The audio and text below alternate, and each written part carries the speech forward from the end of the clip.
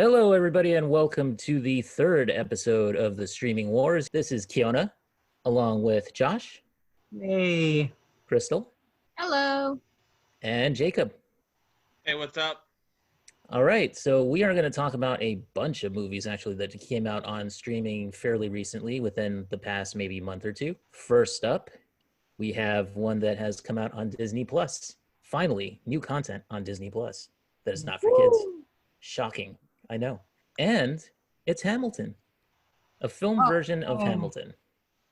So let's talk about this one, guys. It was initially what I thought was that they were going to actually do a live action version of Hamilton, like when they first announced this way back when. But thankfully, it's not. It was just, it was a recording of the stage show, and God bless them for that because that turned out better, I think. What did you guys think? What are your thoughts? I liked it a lot. I've never seen the musical in any production. I thought that this was the closest to really feeling the power of the story of the production and just what Lin-Manuel Miranda was trying to do with the music and the lyrics and such. I thought it did a great. It was definitely, I assume, a different experience than if you saw this live on stage. Because of all the camera angles and such, and all the close-ups and the movements. So I don't know if this is an accurate version, I would say, of actually seeing it on Broadway, but it is a good experience in its own way. I loved the lyrics. I loved the music. I was just so impressed by the ingenious writing of the rhythm and just the power of it all. I think that if the founding fathers actually had a chance to hear the music, they would actually say that that's how they felt when they were creating America and such. And yeah, so and I think it's a great way of teaching history to this generation.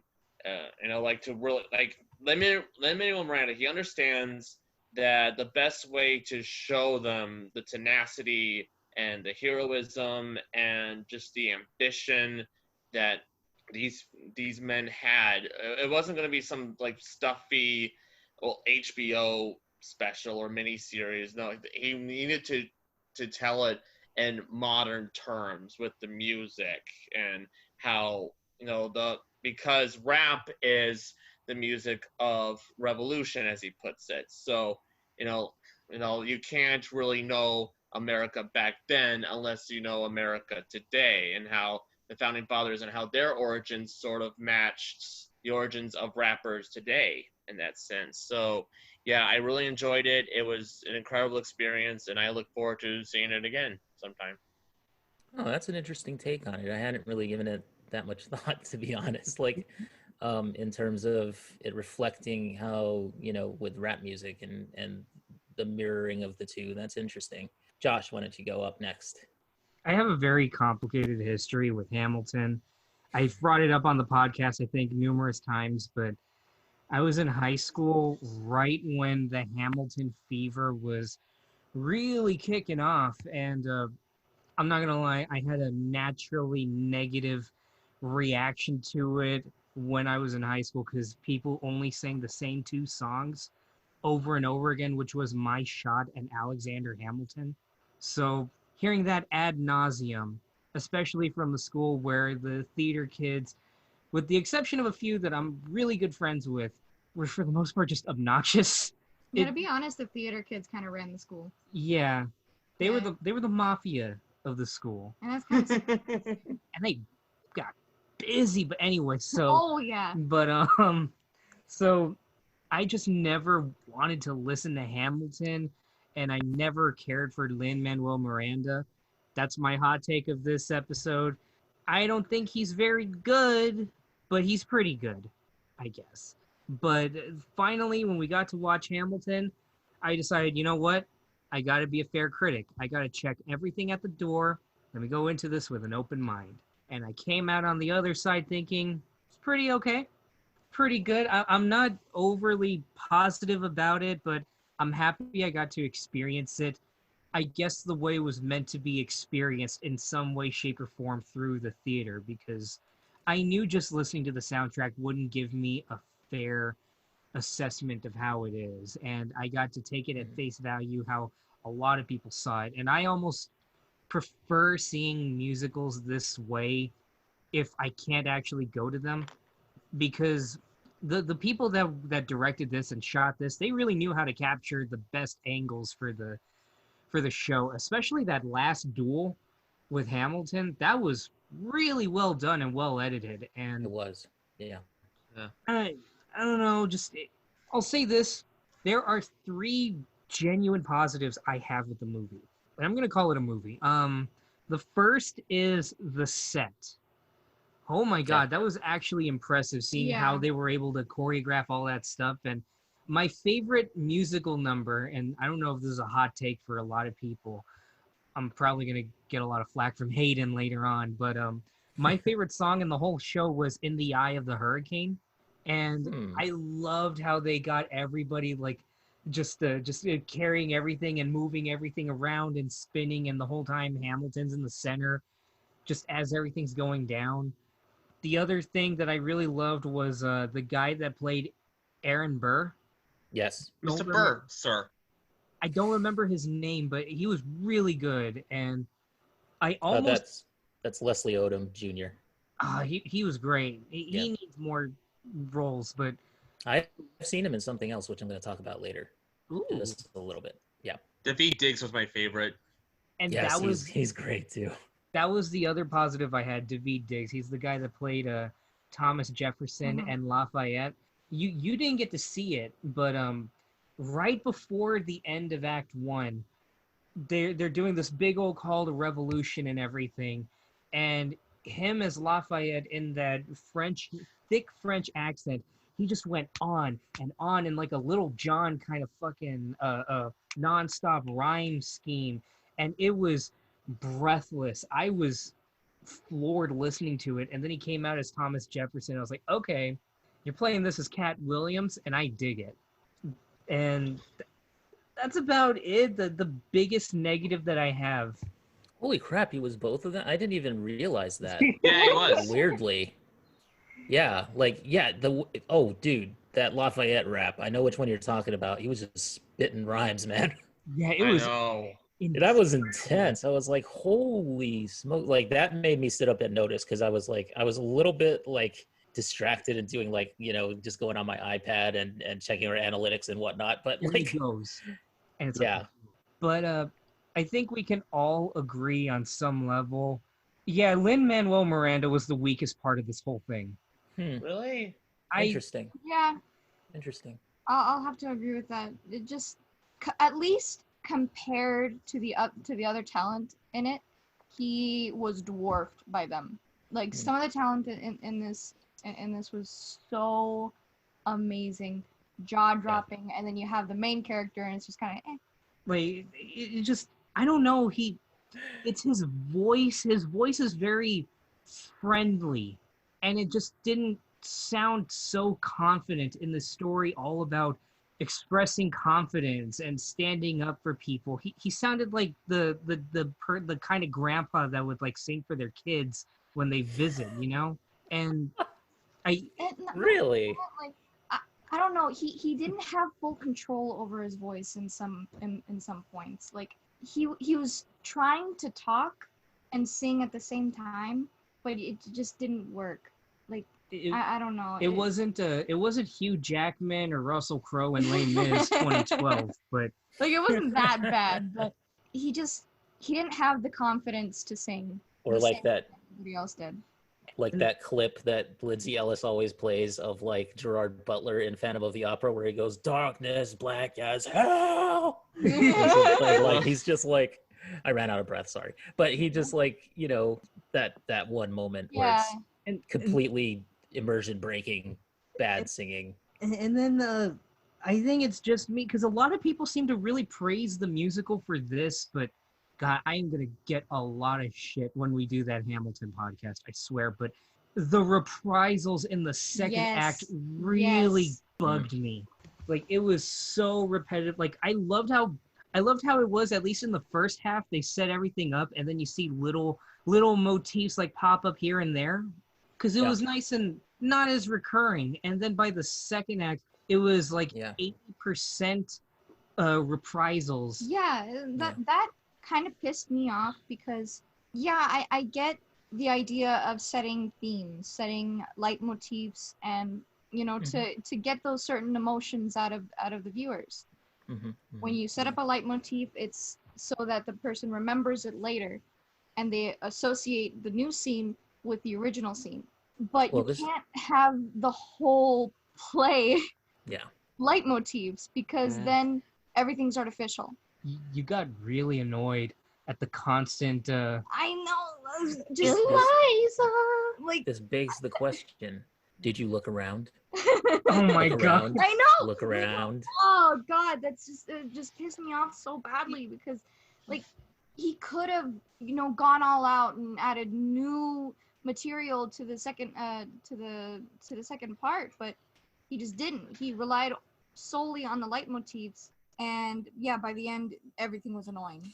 It's funny that Keona, your most annoying song, the one that I'm assuming you didn't like the most, was "Look Around, Look Around."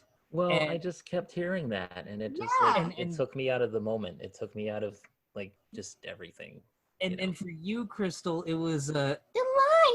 Like, why is it that you have to say a person's name the exact same way every single time? For me, the most Mr. Burr, sir. The one that really annoyed me, and it's probably because it was my least favorite song in the whole play, was "In the Room Where It Happened." The room where it happens, the room where it happens. I don't know why, just it was that tone. I like the rest of the song, but that line, I don't know, it just sounds so theatrical compared to the rest of the music. Even compared to What Did I Miss, which is meant to be like a 50s throwback kind of tune, because Jefferson missed the whole he missed disco, he missed hair metal, he missed Straight Outta Compton. So it makes sense, but it was like, I don't know. I liked that one. It felt like a show tune, and it just kind of sucked me out for a second. And I actually kind of liked that one. Really? Me too. It was kind of like saucy in a way. Yeah, it was like, it was a little sass. That was the one thing that I felt like, okay, this is something different, and I like it. But then they kept on using it. Speaking of sass, King George. Oh yeah, I love King George. King legend. George was friggin' amazing. Oh. Da da da da da. How's that? No, how's that go? Oh. But also like just the way that he's singing about like I'll remind you of my love by killing all of your family. Like, And he does the shoulder thing. He does the shoulders. It was fun. It was fun. Okay, before I just want to Disney is still planning to make an actual film version of Hamilton with real deaths and real. I just think that they should just go. It should be animated. Yeah. Just because here's the thing. Because who's the guy who does the videos about musicals? You guys have mentioned it a couple of times. Sideways. Sideways. That guy.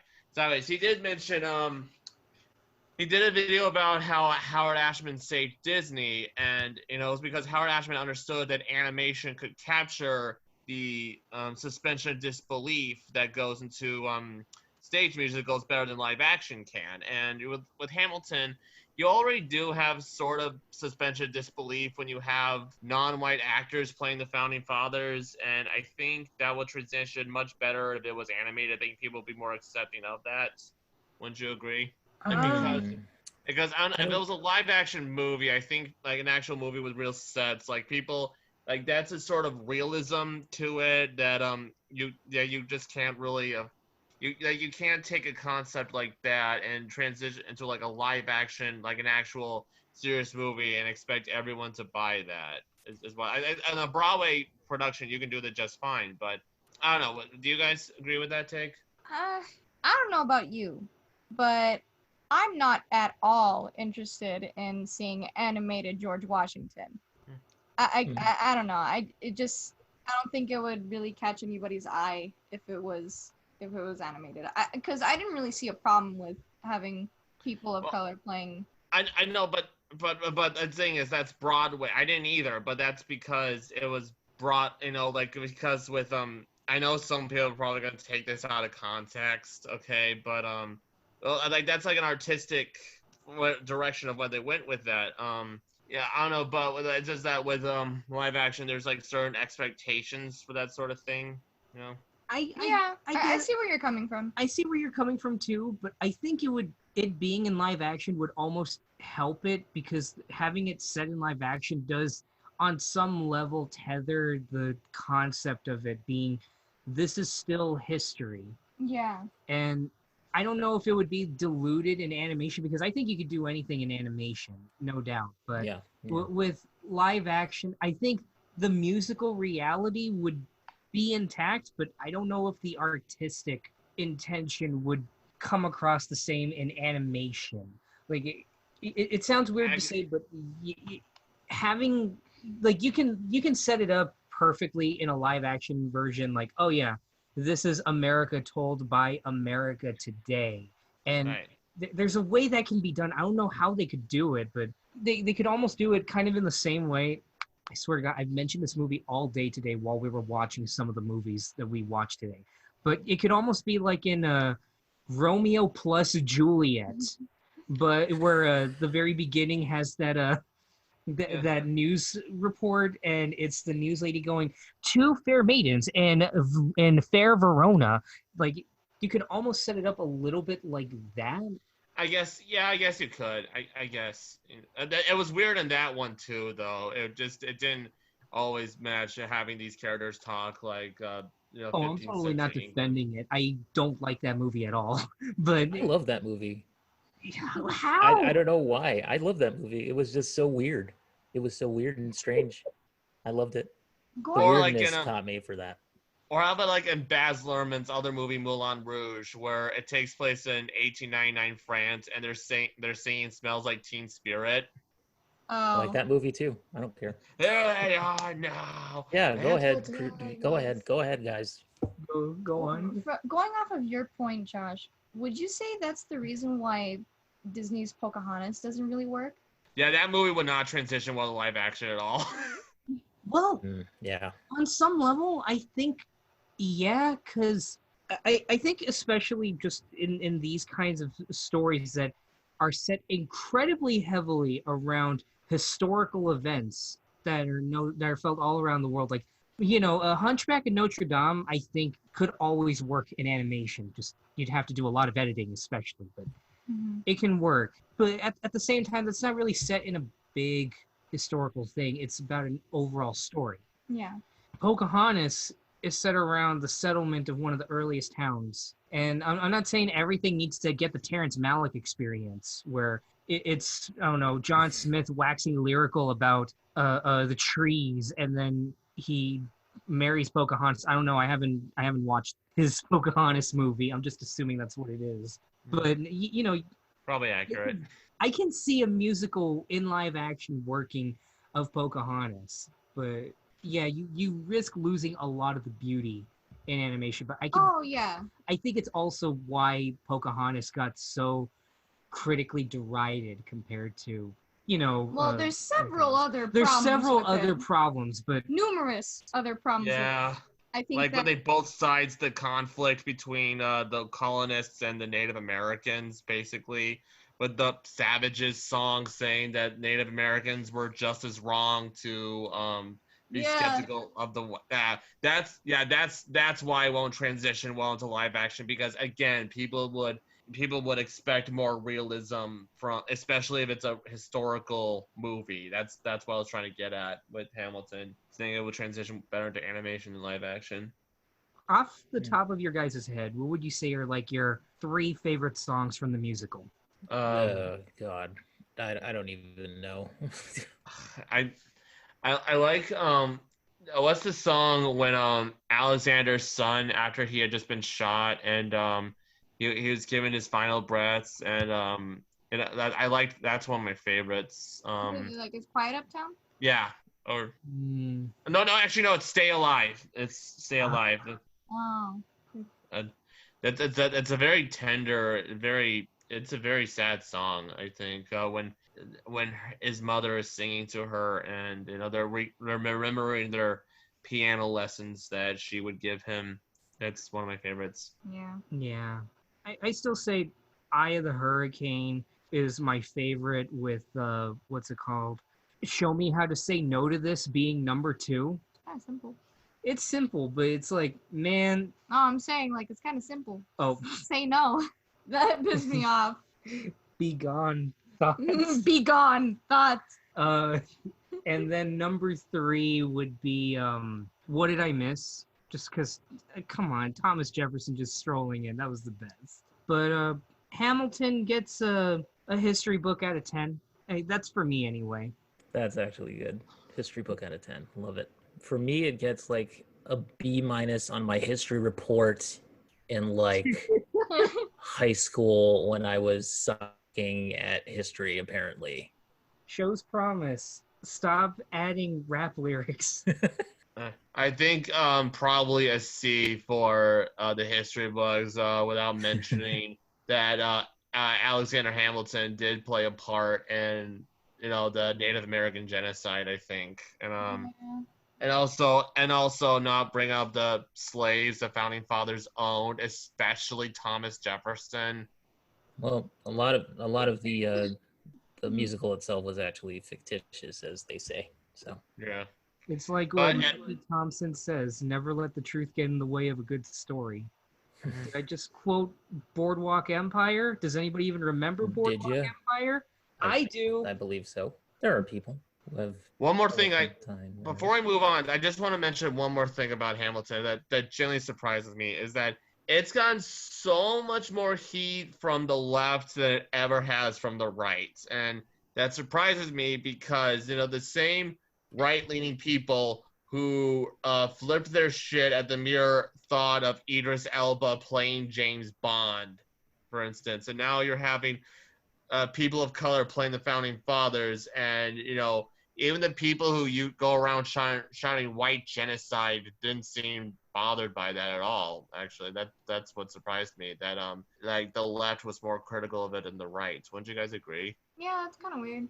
Well, I mean, I think it's almost done in the same way that I watched this video from Quentin Reviews, and he talked about Hamilton, and it kind of put it in perspective where he says that in that sense, it's because Lin-Manuel Miranda is a founding fathers nerd. So he's very much invested in romanticizing it just in the same way they've romanticized the founding fathers of the past. So really, I think the right would probably be more upset if it laid a more critical eye at all the founding fathers. And I think that's the reason why the right loves it so much, I think, and why they say that liberals are trying to cancel it or whatever. It plays to a very specific thing that they really love, which is patriotism. Yeah. So it plays up that angle. Okay, should we move on before we get stuck on one topic here? Okay, next up is the Tom Hanks epic World War II action film called Greyhound, which is an Apple TV Plus exclusive, which Tom Hanks actually wrote the screenplay for. So kind of an interesting little tidbit there. For me, I thought Greyhound was, like a lot of people have said, it's kind of an extended action sequence. There's not much going on beyond just being in the moment with the sailors on the destroyer and the rescue mission and the submarines. And by the way, Grey Wolf, I actually found it hilarious in a way because it's just like, you will all die. Oh my God! So that's. Did you know that was Thomas Kretschmann? See, I don't know why I thought they were mocking their crying. No, they were actually howling like the wolf. Yeah. That is some Hideo Kojima level insanity. I mean, it was kind of like, it was annoying. Like that's why Tom Hanks is just like, let's all change our frequency here, guys, because this is getting really Yeah, it's ridiculous. just But Yeah. demoralizing. it's just mockery. It was mockery basically on their part. But Yeah. I mean, they were nice guys. They were hunting them. So, but I gotta say that What? that was like, and that was Thomas Kretschmann. It was like it was like a more playful version of the radio broadcast in The Five Bloods that where that one lady was just a really open wound for them, but it would Kind be of a instead, kind of a Tokyo Rose kind of thing. yeah, like if they did that, but instead in The Five Bloods, Spike Lee had her just suddenly say, "I have a dream." Like it's so weird and It's so random. out there. Yeah. It's like what? Yeah. I saw it as kind of terrifying. Like they're playing with their food. That's Yeah. Yeah, I mean, it was intended to be, but I just saw it as more annoying.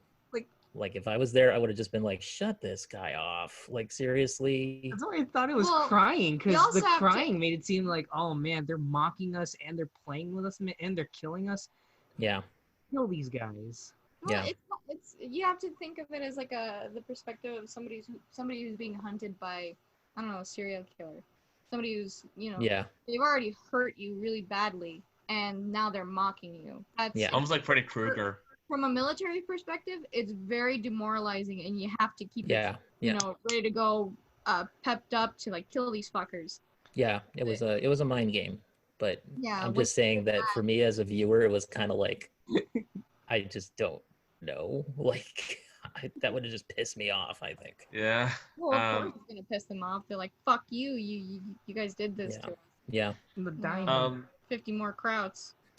I got to say, this movie more than anything it reminded me of Dunkirk in a sense. Yeah, I got that too. Yeah.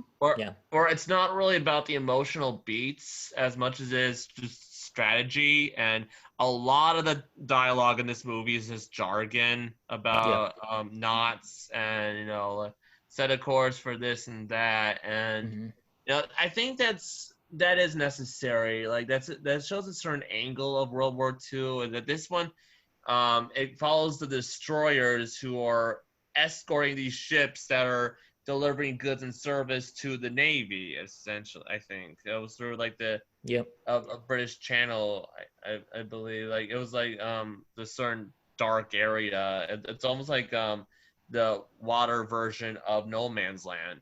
It was. Yeah. Right. And that's an interesting angle because they're not real. They're more about escorting than they are actually partaking in the battle, which like I said, it is necessary to see a movie that except for the occasional flashback of Tom Hanks's wife Elizabeth Shue, who's waiting for him. Essentially, it's very much is about the strategy and him trying to keep his cool and just keep a level head as he's doing that. Like he doesn't wear his emotions on his sleeve.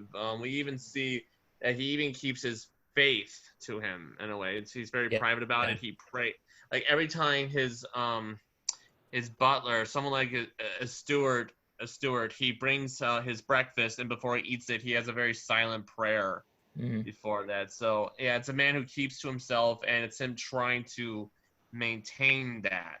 And like we need to see through that perspective, I think. For all the different movies that, like the other Tom Hanks World War II movie, Saving Private Ryan, that was a very emotion-driven movie. But we need to see more movies that are all about surviving, basically. That are more about just keeping your head in the game and just not giving up. And I think this is a valuable, even though it's not a movie that I'm probably going to be revisiting that many times.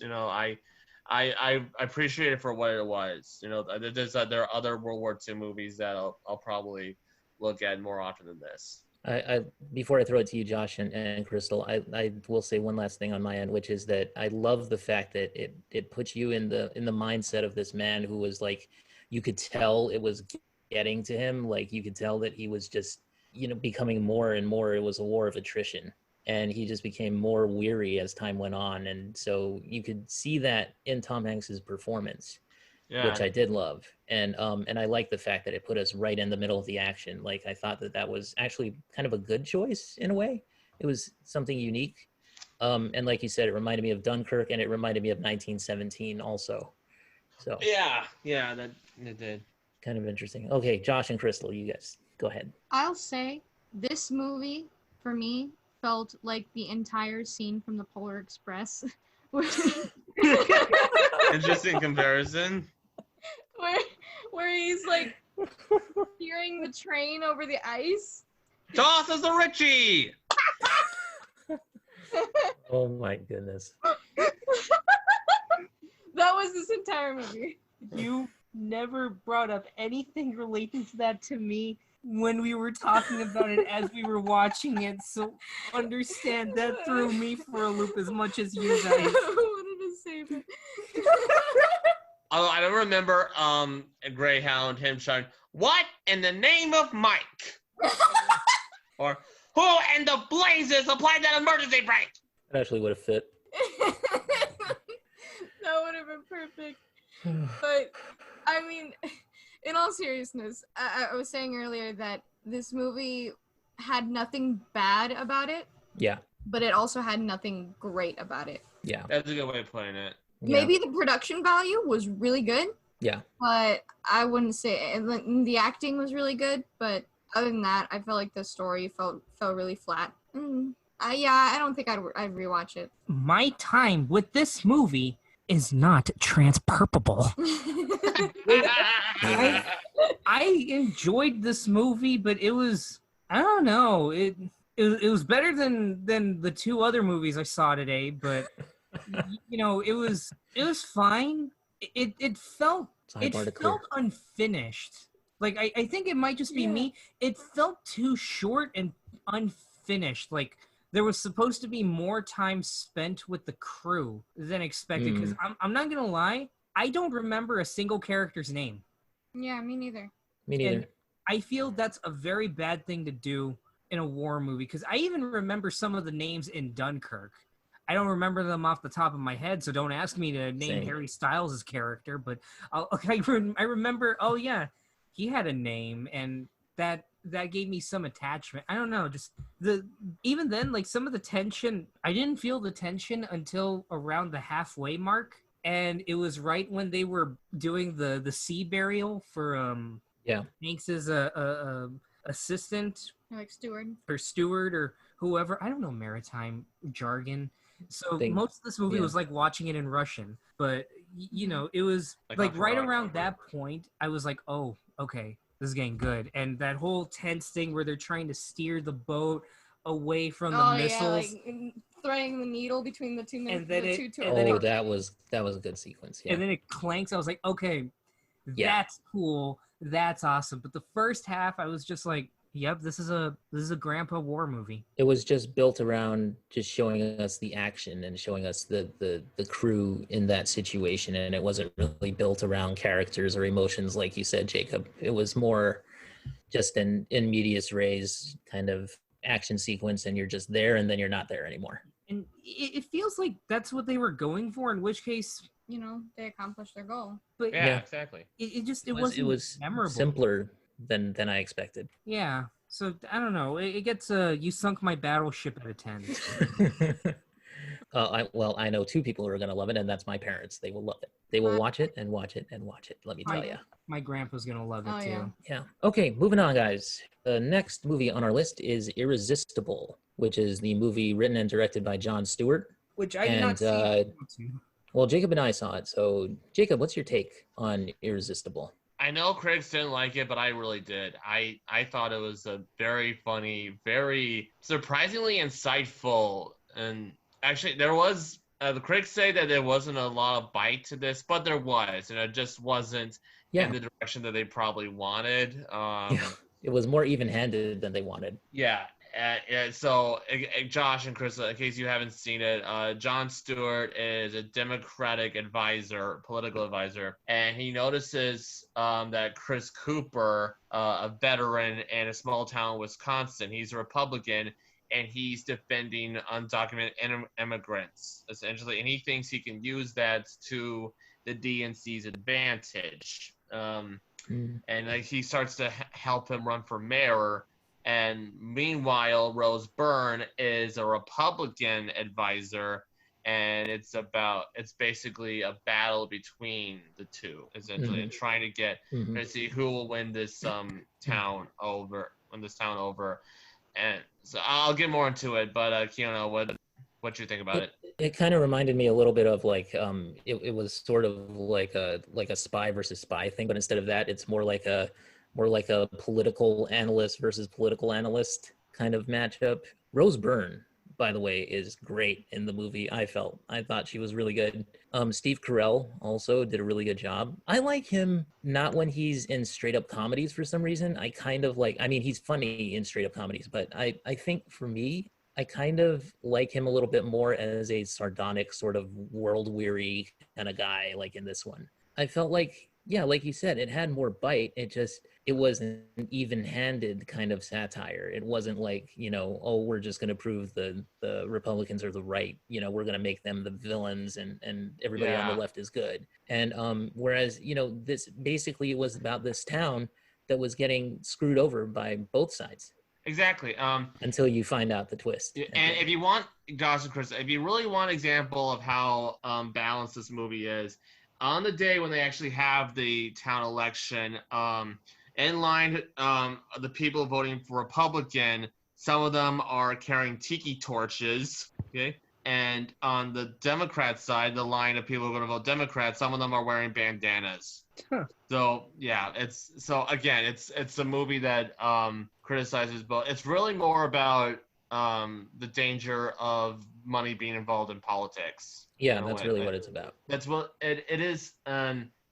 Like even last year, AOC and Ted Cruz tried to work out a way to keep lobbyists out of Congress, out of these sort of things. And I think that says a lot about how much of an issue that is when both these two people who are diametrically opposed politically, obviously, are for that and are for keeping, those rats out. Anyway, it did get over the top in some cases, Irresistible, like the guy in the robot suit. I was like, oh, that was weird. Yeah, that was like it became a different movie all of a sudden. I was like, what was that even? Like, there were moments in this movie where I just kind of came away like really weirded out by it. So it's not a perfect film by any means. It's not a perfect satire even. I think though, I do think it benefits from Jon Stewart being he's always been a pretty even guy when it comes to this sort of thing. He's not Michael Moore or anything. He's not, I think this movie would have been like, if it was like Aaron Sorkin, I think he's pretty consistently an anti-right guy in a way. I think but the dialogue would have been punchier. I think this movie has a much breezier, much more friendly kind of approach to it. It was kind of like it was open to conversation basically with its audience, and I think it was a unique and refreshing kind, just kind of an even-handedness, just like let's get to the real crux of the matter here. Let's not push any agenda or anything. Let's look at this objectively, which is what he tends to do. And yeah, and I think, and the benefits of that he's not really used to making movies at all. Like this movie is basically a 90-minute Jon Stewart cold open. Basically. And actually, it even starts with Steve Carell and Rose Byrne speaking bluntly to the press that, I'm lying to you. Okay, I don't believe half of this stuff I'm saying. Mm-hmm. And one of the things that I liked about it too was that they, Steve Carell, who is the Democrats guy, goes into this small town where Chris Cooper is to try to convince him to run for mayor. And when he gets there, it's the funniest thing because he is so like, he views himself as being so sophisticated, and he's going and talking to these people that he thinks are just yokels, like he's just like, and everybody knows your name in the small town, and everybody just comes up to you and they're like, hey, what was his name in the movie? I don't even remember, but like they're just like, hey, Steve, and he's just like, hi. Or when he's gonna deliver bring donuts to Chris Cooper, the lady, she says, have a good one, and he says, have a good one. He walks out to people like, he walks out the doors. Hey, have a good one. Hey, you, have a good one. And he walks out, he's like, what the fuck?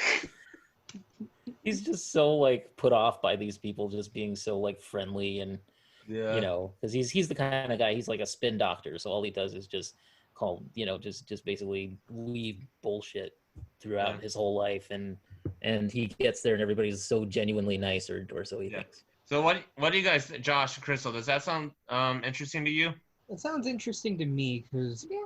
I never really get political on like in general, and Crystal can attest to that. Like I only ever really talk politics with her, and on occasion sometimes other people. But I always like political satires that are able to kind of skewer both sides, and I always Like feel like South that's Park. something that I always feel Yes. that's something that's missing with most satires because they always try and make it seem like a commercial for one side or the other. And I love Jon Stewart. Jon Stewart was an amazing guy, and I still watch his Crossfire interview that he did years ago just to kind of feel good about myself.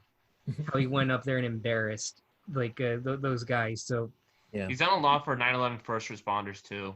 yeah, and I feel like him as a director is, from what I've seen, he still has a long way to go, but he's on his way to being probably one of the best social commentator filmmakers. Just from what I've seen, he needs to refine his craft. But this movie sounds like it's right up my alley. Well, it reminds me of like that there was a moment right after the 2016 election, after Trump got elected, and everybody was on pins and needles, and things were happening all over the U.S. and just a lot of demonstrations and what have you. But and I remember one of the things that I saw on like Colbert's show was he showed a clip of Nancy Pelosi, and she goes to everybody and she says, "Should we sing 'This Land Is Our Land' once more?" And I'm just like, that's your response. Let's all sing a song. I don't remember that time. It was just weird. No. Living in Politics in this country is living in a border town, Oh yeah. especially during that time, Yeah. it's I rough. can imagine. And I won't get into it on this show. Maybe another show someday soon, but I've got a lot of thoughts on that. But I really want to check out Irresistible. That sounds like a movie I would kill to make. Aren't you writing a book on it? I'm writing a book on what's happened, yeah. So that's not me saying it'll come out, but Yeah. I jump around to things. But I really want to check out Irresistible. I'm gonna Let's put it work in on the worth a will look. vote someday Okay. soon out of 10. All right, guys. Next one up is, I'm sure you're gonna have fun talking about this one, Josh. You Should Have Left. Oh fuck me.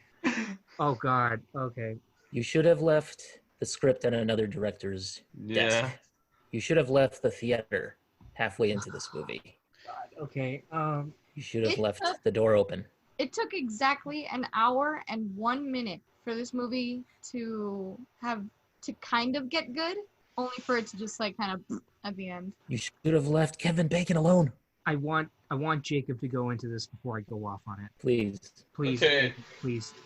So You Should Have Left it's about Kevin Bacon and Amanda Seyfried. They're a married couple, and they move into a new house in Wales with their 6-year-old daughter, and a lot of weird stuff is happening in this house. It's basically like a big maze where all the rooms keep changing. The size of the house is strangely, it's bigger on the inside than it is on, it's bigger on the outside than it is on the inside. And the characters constantly get lost. There are tons of light switches everywhere, and being the white people that they are in a horror movie, they don't leave. Yeah. And and Kevin Bacon is he's going through some personal demons that are coming out of him, and Amanda Seyfried's not sure if she can trust him, and his relationship with their daughter is kind of put to the test in this as well. This movie has a lot of good elements in it that just never come together as a whole. I saw the two major twists in this movie a mile away. I'm sure the rest of you did too. Mm-hmm. Almost nothing is made of the age difference between Kevin Bacon and Amanda Seyfried. Yeah. Okay, I'm glad I'm not the me. only one that thought of that, because I remember in the middle of the movie I looked up both their ages. She's 32. He's 62. Ah. It's a May December romance. Well, they did make fun of it, didn't they? Like I think at one point, but it was like the whole movie. I don't. It felt weird because I know Kevin Bacon has been around since the dinosaurs existed, all the way back in football. So I just assumed, okay, they're just okay. They're not gonna say anything. Okay, it's all good. We acknowledge Kevin Bacon is awesome, but thanks for making me feel old, by the way, because I was alive when Footloose came out, I think. So, oh my god! Thank you for that. I'm sorry. Well, I was alive when Balto came out. How old do you think I feel? I mean, the original Footloose, not the I know. remake. Yeah. Would you say the movie overall is good though, Jacob? No. It's okay. It's directed by David Coeb, who bizarrely wrote the script for Jurassic Park. He's done a lot of good scripts. He did like Spider-Man 1. Spider-Man 1, Indiana Jones and the Kingdom of the Crystal Skull, which I still like. Okay, no. I'm sorry. And War of the Worlds with Steven Spielberg. Yeah, see, that was good. He's done mostly good scripts, I think. Did he do Spider-Man 2? No, that was no, Alvin Sargent. Which really, oddly enough, that was when I was born, but no. I think this movie, I think it shows the difference a director makes, I think, in the story. But it's not like he's a first-time director either. He's directed other films. He's directed other films? Yeah. Oh my god. Yeah, he directed, I think it was, wait, hold on, let me look it up. Oh my god. This man has experience behind the camera. Mordecai. Remember that Mordecai with Johnny Depp? Wasn't that the somewhat Benoit Blanc kind of character he played, but it wasn't nearly as cool? I guess. He also directed Premium Rush and Ghost Town, Secret Window, and Stir of Echoes. Stir of Echoes? Yeah, he has directed other films, and they're all like horror movies. Wait, except for Premium Rush. Wasn't that the movie with Joseph Gordon-Levitt where he's like running all around town on a bike? Yeah, he's a bike messenger. I love that movie from what I remember. What the fuck happened to you? Thanks, David Koepp. Oh my god. Oh, that's how I say it, David Koepp. Oh my god. I that's how I've always said it. I don't know, but anyway, it's fine. Keona. You think he's gonna listen to this? I don't know. Okay, so he's not Josh, Ernest Klein. tear this movie a new asshole. Go ahead, since it's so fresh in your mind. Keona, what did you think? What did I think? Yeah. I thought it was very by the numbers. I thought I was kind of like just bored through the whole thing. Like it didn't have much going on upstairs for me. It was just like nothing. Yeah, you could just like it was background noise. Background noise, exactly. Yeah, I was just iPadding it through the whole thing. That's all. By the way, iPadding it, that sounds slightly dirty. Sorry. But no, I mean, it was just like whatever for me. It was a meh. I give it a meh out of 10. Okay. So I remember a while back we had just watched Hereditary, and I wanted to see what other people had said about it, and I found out it wasn't very well received in the public, and that they said it was just boring, and then something happened at the end, and then it ends. This movie is what I think they saw. It's like their interpretation of Hereditary turned into a movie. And Josh, you know me. I don't like horror movies because they scare me. And this one, usually when I watch a horror movie with you, I'm like a spider monkey to your arm. I remember watching The Thing with you and you're just like, or when I was watching Hereditary and the scene where she's like in the corner of the room. And I was just like, oh my god, she's in the corner of the room. I was freaking out. This movie, I was just like, I was sitting across the room from him, just chilling. You got more irritated with the noises. I got like annoyed. Like there was one like jump scare. Oh god, it was like a shadow passed by him and like it made me jump, but I wasn't like, oh, that was scary. It was like, oh, god, fucking assholes. An annoyance jump scare. Yeah, it was annoying. The movie felt like it was shot by like a film student who loves Stanley Kubrick, but never really understood why he shoots like he does. The movie felt so fucking awkward.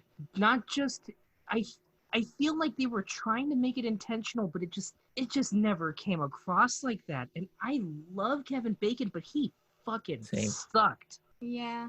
And not only that, but after just coming off of Guns Akimbo, I got really, really sick and tired of the twisted camera shots. I don't know what the shot is called, but when I don't know what it's called, but spins. yeah. Dutch angle?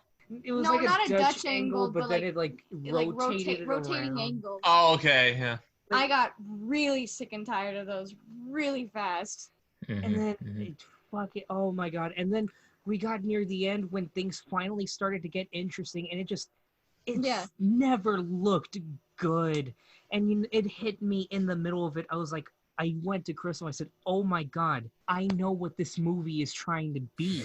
This is fucking a Silent Hill movie. It pissed me off even more. I think. What did you say, Josh? What did you message me? It was like. Let me find it. I think it was something. It was like Silent Hill, directed by Tommy Wiseau. Tommy Wiseau. But that would have been more entertaining, though. Fucking hated the characters. Hi, Satan. I love Amanda Seyfried, and I hated her in this movie. She was such a bitch in this movie, and it never felt like a grounded kind of bitchiness. It didn't even feel like an exaggerated, over-the-top bitchiness that you can understand, like in it's apples and oranges, but like Last Action Hero, or no, not Last Action Hero, The Last Boy Scout. I know we're talking Shane Black and You Should Have Left, but we're coming to this, and fucking, it was maddeningly boring. Oh my god. Yeah. If it wasn't for the fact that we rage quit one of the other movies, which we will talk about next, I would have turned it off right then and there, because there was a point I was just thinking, oh my god, it's still fucking going. And there's a way to make awkwardness executed perfectly.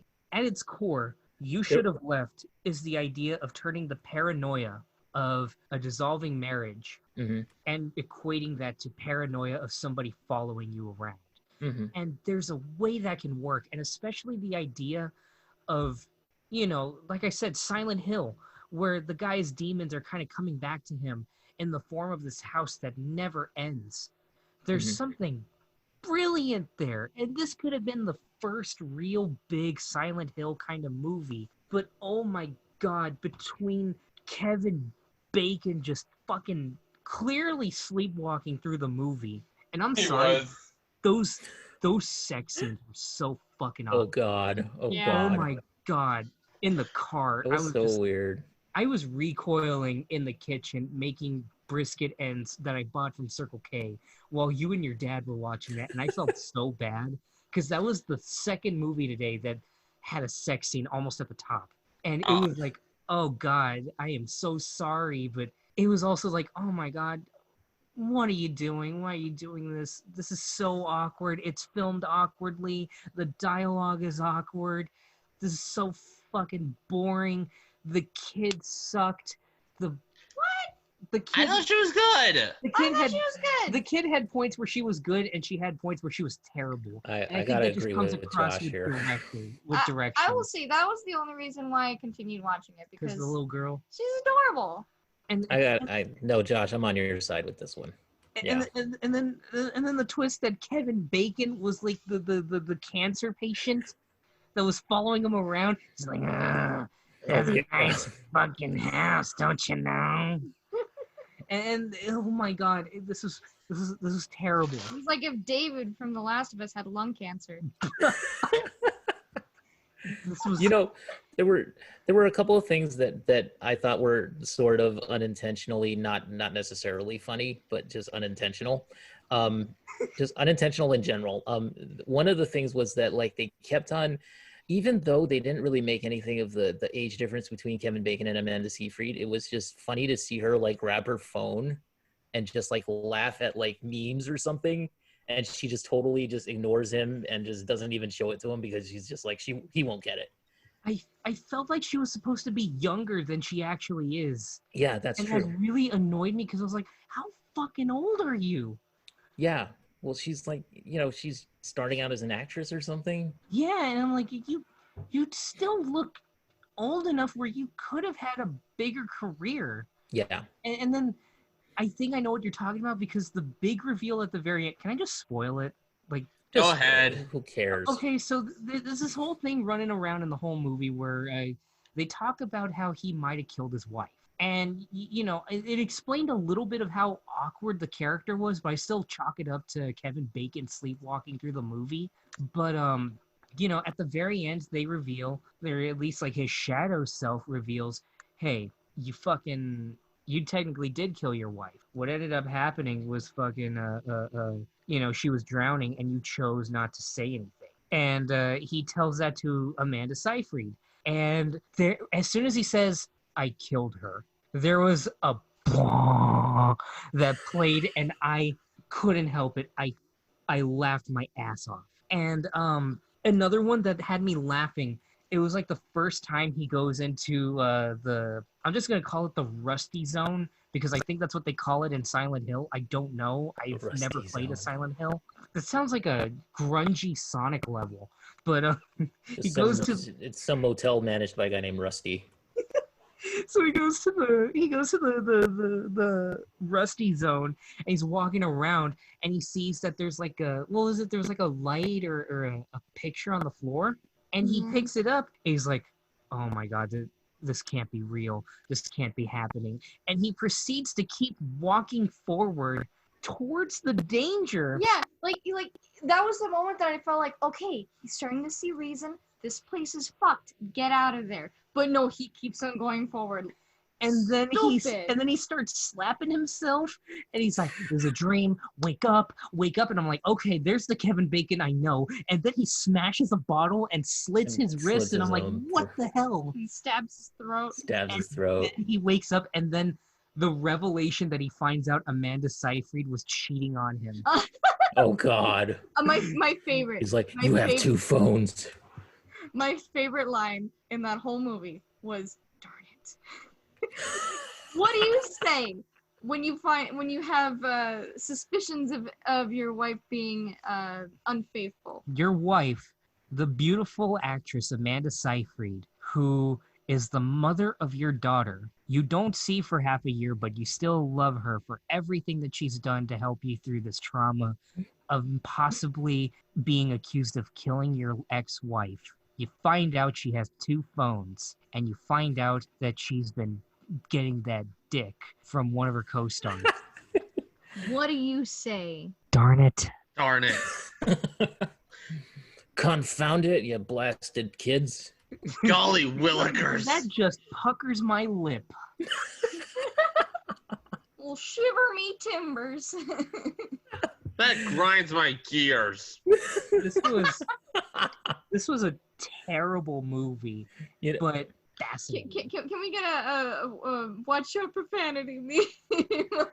Wait, can we talk about his struggle getting like a taxi ride out of there towards the end? And can we talk about like the creepy townspeople? And can we talk about like the guy who's like guarding the set at like when he goes to the movie shoot and he's trying to get Amanda Seyfried out there and she's filming the sex scene and then he like just that one guy just totally blocks him. It's funny because I didn't even realize that's what they were filming because I was making the brisket ends at that time. So it was just like, why is it so quiet? That was also the name of the scene, by the way, was Making the Brisket. Making the brisket. And I feel like this is going to be one of those movies that's going to become a cult classic, like The Happening. Oh, what? Jeez. No. Darn it. Oh, by the way, The Happening had, remember when a cop said cheese and crackers? Oh my God. What In an R-rated movie? What was the rating of You Should Have Left? Because I know there were some... Rated R. Was it R? It was rated R? They say fuck a couple of times at least. Why'd you pull up Once Upon a Time in Hollywood? It's because I was gonna mention that I think like they were trying to make Kevin Bacon Brad Pitt in Once Upon a Time in Hollywood, but they just kind of bombed it. Well, that worked like a charm. This was a confused movie. Creepy townspeople, and also his struggle for an Uber ride. Like apparently Uber doesn't exist in the movie's world. No, they're no taxi. Just give me a ride, please. Don't yell at me, sir. Oh my Like, god. obviously, this guy knows that there's Yeah. some shady shit going on in that house. Yeah. Yeah. And this guy calls him begging for a taxi. And when he yells at him, he's like, "Don't yell at me." Like, dude, you know he's in distress. And it could have worked. Like I said, the idea of having like a horror movie based around a couple's relationship falling apart, that's brilliant, but I know that's been done better. Yeah. Wasn't it this is way too artsy for me, and I haven't even seen it, but there's a movie from 1973 called Don't Look Now with I think Donald Sutherland's in it, and apparently that one's one of the scariest movies ever, and it doesn't even turn into a horror movie until like the last minute or so. And that does it miles better. You want something that I know I've seen, but I was honestly so disturbed, I kind of blocked it out of my memory. There's Possession with Sam Neill. And that movie is downright horrifying, especially a scene in the subway. Ugh. But, you know, there's so many better movies that you could watch artistically than you should have left. But you know what? If you want to watch it, be prepared to be bored, but be prepared to be caught off guard. And then one last thing, and then I'll give my rating. But the editing was fucking terrible too. Like, this was a day of 2 movies with shitty editing. It was Guns Akimbo, which we're gonna get to that, but then this one. And I argued this one was worse because Guns Akimbo is at least energetic with its camera movement, and it kind of already starts off with, okay, this is going to irritate the shit out of you. Yeah. But You Should Have Left is annoying in a smaller way. Everything is shot in a wide, and then there's jump cuts, and those jump cuts are also in the wide, and there's barely any close-ups, so it makes scenes where there's tension so much more annoying to look at and watch. There is one shot in here that's probably the worst shot I've seen this year.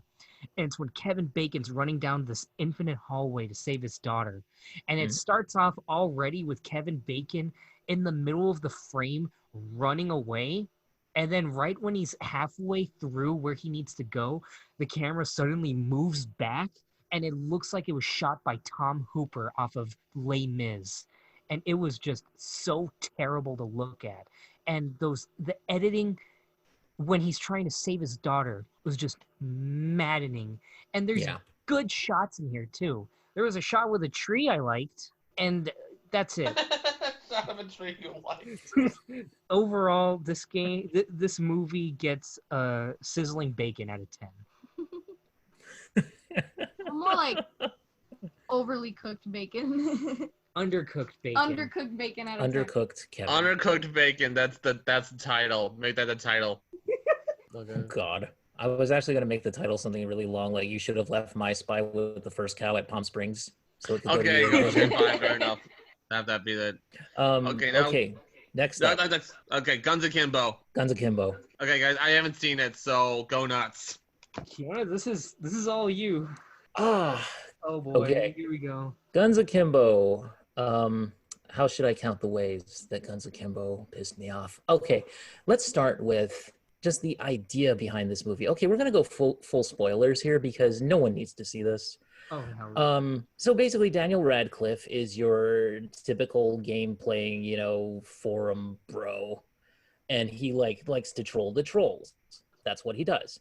Just so one day, real quick, just the fact that he's using the word trolls in the movie. Yes. Yeah, exactly. They're like, look how hip we are. We know the lingo. So he goes and he trolls this one troll, who then trolls him back and says, well, you're just a rank amateur. And then they come and visit him, these evil trolls, come and visit him and knock him out cold, basically.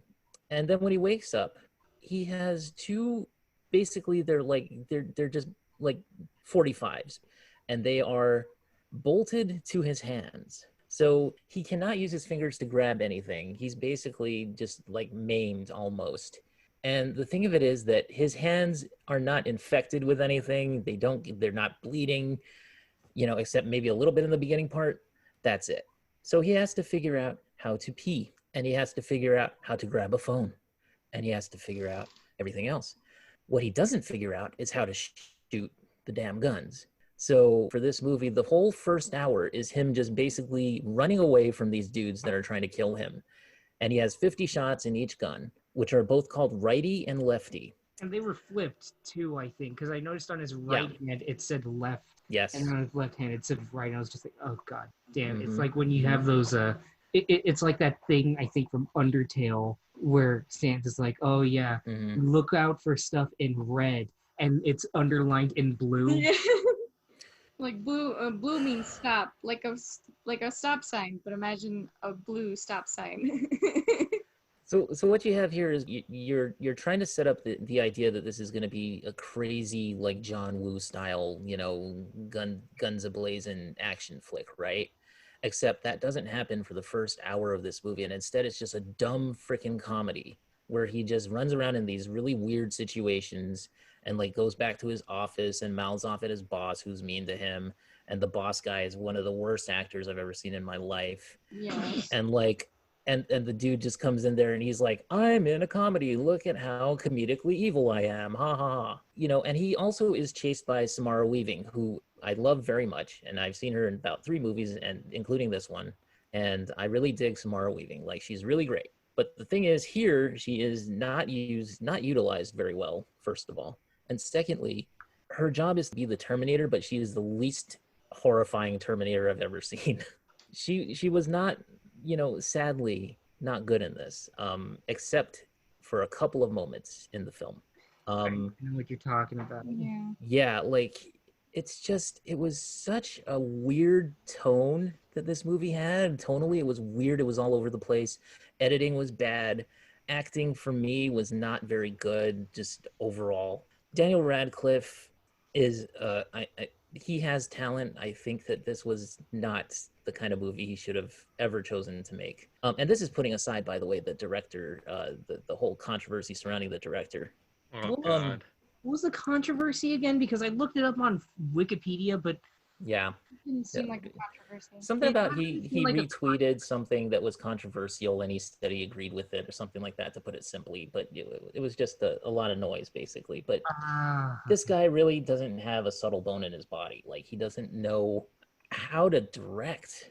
yeah. I don't like the editing in this. Even like the lighting was getting irritating because it was so neon through the whole thing, and it was just like so ridiculous. And the comedy, I didn't buy the comedy. I just thought it was stupid. There were, like I said, apart from 2 lines in this, maybe 3. They did throw in a Streets of Rage reference, which I love Streets of Rage, so I was okay with that. But that was like one of the few instances where this movie actually sort of appealed to me, but not really. And I will say that there were a couple of Samara Weaving lines that were great. I don't know if we should say them on this podcast, considering they're pretty intense, but like, I'd argue we've already said fuck and shit and stuff, and I mentioned Amanda Seyfried getting that dick, but okay, Let it go, Josh. It depends on how much you're willing to break your personal. Well, why don't we talk about what you guys saw in this first of all, because I don't think you even made it to that scene. I think you guys just rage quit it by that point. We rage quit about an hour or so into it, and it was right when he goes to an internet cafe, Yeah, or like a PC game Like they're playing Doom in the background. bar. and this one lady that's overacting to shit is Yeah, talking she about, was- oh my god, you are so famous now. You are like trending and stuff. Oh my god. And then he's doing his best John Wick imitation, Nicholas Winding Refn cinematography, the director. And it's just like, and at that point, we just had enough and we put on Greyhound. So it was like going from one extreme to the other. Mm-hmm. But Yeah. what do you think of it, Kristal? I said that I told Josh that this movie felt like if Purge, the worst parts of Purge, and Suicide Squad had a hate baby, and Pretty much. that was I feel like the stupidest thing that the main character did was not leave his house when the dudes on the trolls Yeah. sent him his IP address. Yeah. I was like, dude. So stupid. And then like he gets caught up like, oh my god, they have my IP address. Hey, look, my ex is messaging me. Oh, hey, I may get late. And then someone busts through his door like, what did you expect? And he was like, don't like her Instagram post. Don't like her Instagram post. And then he does, so stupid. It's so stupid. So and what did you guys think of all the forced, elite hacksaws, I know my gaming lingo scenes and and all the cutaways to everybody who's watching the stupid game and I don't know. I just all the cutaways were so dumb. I knew the movie was gonna piss me off from the outset when it was 2 minutes of production logos. Oh Yeah. I remember thinking for a minute has the movie started yet? I was thinking oh my god, are they gonna show the people who fucking catered this movie? And then they showed a logo and I'm like, oh my god, another one. And then the guy started talking. I was like, oh, this is the movie now. Okay. Yeah, because they go in from logos, from production logos to the logo in the movie. Was that Wash? No, it wasn't. It sounded like him. It sounded like him because I remember Doom Patrol and I just thought, why does he sound like Mr. Nobody? Is that fucking Alan Tudyk? Oh, don't tell me you accepted this movie and thank God he didn't. Yeah, I don't think that was him, but yeah, a tiny role. That dude's the main villain, but oh my god, he was so terrible. He looked like what would happen if D. Antwoord became a Teletubby. It was. You're talking about the main villain guy? Yeah, he was yeah, so bad. He was like the guy from Devil's Third. He was. Oh, jeez, he was the worst. But my God. and then the acting all around is just so bad. Like his girlfriend, what was her nuts? Oh, she was terrible. Nora, I think, or Nora or Nova. Nova. Yeah, she was horrible. She was just awful. That poor woman.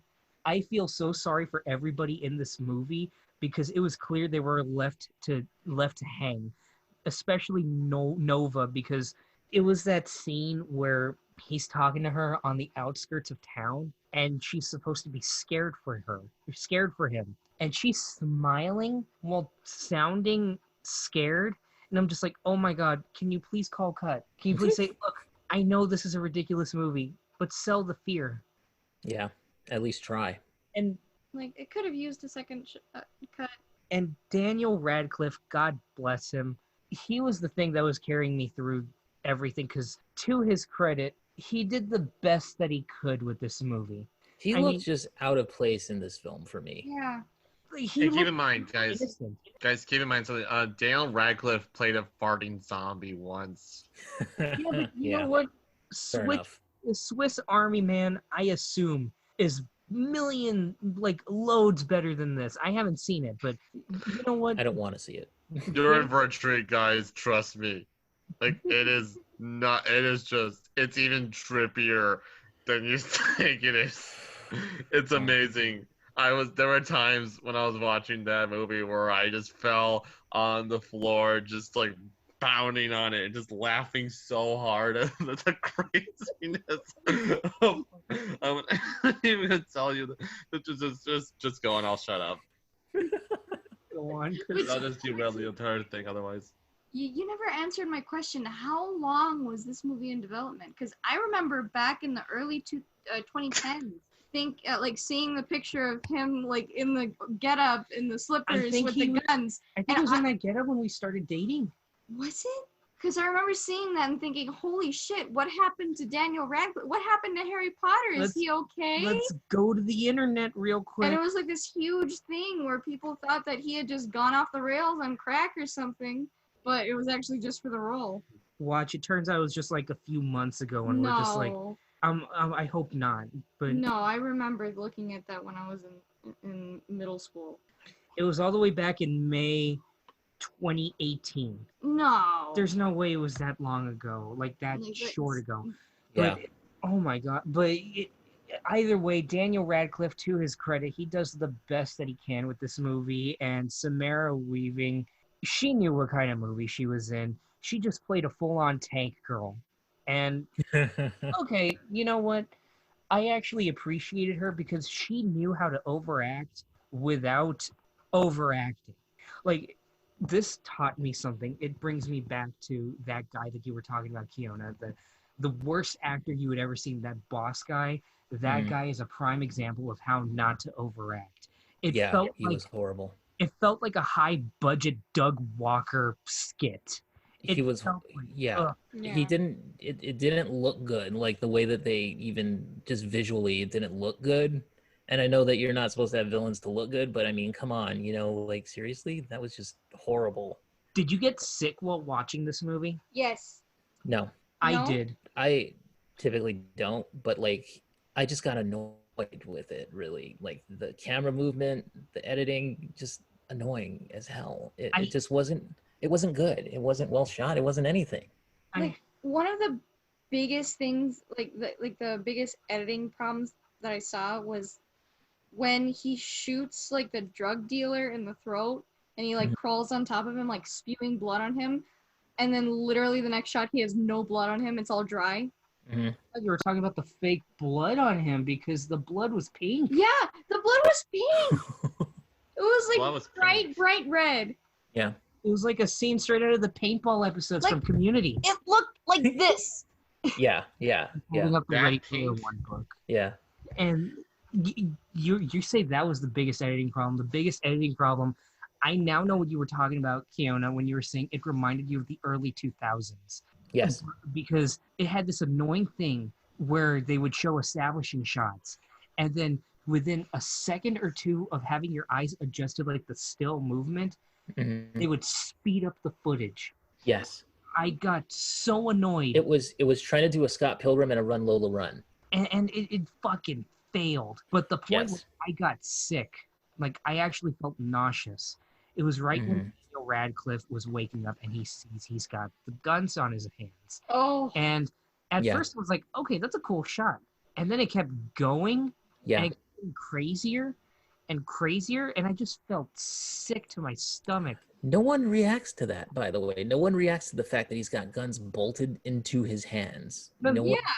thinks that like he could be bleeding internally or could be poisoned or could be like infected or like obviously this is not normal, but like no one reacts. It is I'm amazed he was able to use his hands at all. it is absolutely maddening, and a part of me wants to admire it. Like, it's probably the most challenging movie I've ever seen. And keep in mind, I've seen a 5 hour long coming of age movie, and I once saw a movie that was just like 24 frames, which I think was an Abbas Kiarostami film. I know what you're talking about. I know that. I I know what you're talking about. I watched that, and that was too artsy for me. I'm gonna admit it, but I can see the value in that. I'm interested in seeing it. I can see the value in that, and it's art, and it's beautiful. And Okay. and the 5 hour long coming of age story, you know what? Some directors have different lengths. I personally don't think a movie should be longer than The Irishman or Return of the King. Same. But you know what? Some directors do that. It's totally fine. But you know what? Guns Akimbo is none of that. It challenged me because it has a clear style. You can't That's one thing we can't knock it for. It's very stylish. It is very much this director's eye, but it felt like I was trying to think of the word. I almost said the wrong word. It felt like an epileptic eye. It was just so blinding and jarring, and I felt like I needed to sit down even as I was sitting down. Please, if you're going to watch anything of this ilk, and it makes it more frustrating because I could see this working. It was basically, I think I mentioned it before, it looks like it was basically from the trailers, I got the impression it was going to be like Crank meets Scott Pilgrim. And instead, it felt like the worst parts of Death Race 2000, the remake, those terrible Resident Evil sequels, and friggin' the editing of Suicide Squad, where instead of an assembly cut, they used a bag of Skittles as their reference point. Pretty much. It was the most frustrating movie I'd ever seen, and it's the first movie I ever stopped It was god awful, and it is a front runner for the worst movie I've ever seen. It is a Harry Potter out of 10. You know, in that case, Josh, I'm really glad that you made it to this one. I'm really glad you made it to this podcast. Yeah, I'm surprised I went off more than Keona, because I remember Keona was sharing the message. It was like a war of attrition for me. It was like I just kind of got worn down into the point where I wasn't even barely paying attention to the film, and You were then like I Tom just Hanks on the SS Guns Akimbo. exactly, and then Samara Weaving had her two good lines, and I was like, well, this almost makes it worth it, And I'm going to make but this not quite. I'm going to make this open call right now. I doubt he'll ever watch this. Daniel Radcliffe, I'm speaking to you directly. You were a big fixture of my childhood with the Harry Potter movies. No. I'm serious. I adore the Harry Potter movies, and you were one of the first icons I ever saw growing up.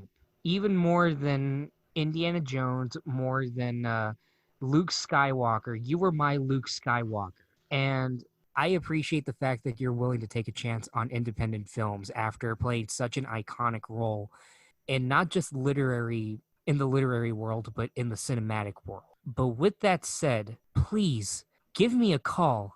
Please invest in me, and I will put you in something worthy of your talents. I will set you up for that Oasis biopic that you were born to be in. I will put you in any movie to help you just with your career choices, because I swear to God, something like this does more harm than good. And still, you were the best part of the movie aside from Samara Weaving. You deserve better as an artist, and I can help you. Please hit me up. And also, I want one of your wands, but okay, that's it. Josh, I'm a little confused here, Josh. Are you saying that you didn't like this movie? Just to clarify. No. Okay, now can we move on, please? Seriously. You spoke to Daniel Radcliffe the way I wish you spoke to me. He did it so tenderly. It was so Okay. tender. Guys, can we move on, please? Yes. Well, I think I should say the two lines. No, I'm kidding. Okay, we won't say the two lines, I don't think. Okay, We'll just fine. move on. We'll move on. Okay, so the next movie we're going to talk about is My Spy, the latest alleged comedy starring Dave Bautista.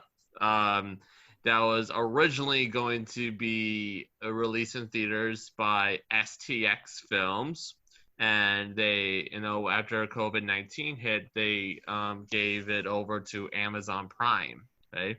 And okay, first of all, this is probably the worst movie I've seen for this podcast. Yes. It is pure garbage. It's just okay. So the plot of this movie, air quotes, is that Dave Bautista is a CIA operative who's tasked to look after the family of this one guy who was killed by his brother because he stole plans for a bomb that the brother was going to make for a weapons dealer, that he was going to make for a terrorist.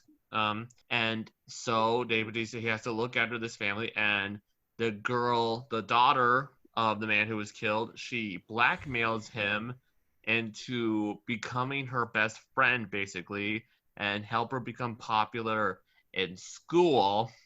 And later we see Dave Bautista's sensitive side in display here. And meanwhile, he this weapons dealer is out for them and out for these plans. And yeah, so a bunch of unfunny crap happens. And so, Keona, what do you think of it? I rage quit this movie. Like, if Josh rage quit Guns Akimbo, I rage quit My Spy. I envy you, dude. I honestly think that My Spy might be worse than Guns Akimbo, in my opinion. Josh, did you hear that? Oh my God. Okay, I'll tell you why. It's because My Spy ain't got a line where Samara Weaving gets her two fingers cut off and says, "It's gonna be a lonely Friday night from now on." If And Dave let me tell Bautista you. said that would be disturbing. But like, no. Okay, so it doesn't have that. It also doesn't have a Streets of Rage reference. And it also has Dave Bautista basically getting second fiddled by a little girl. She is basically running circles around this guy who is supposed to be a competent former Army Ranger turned CIA operative.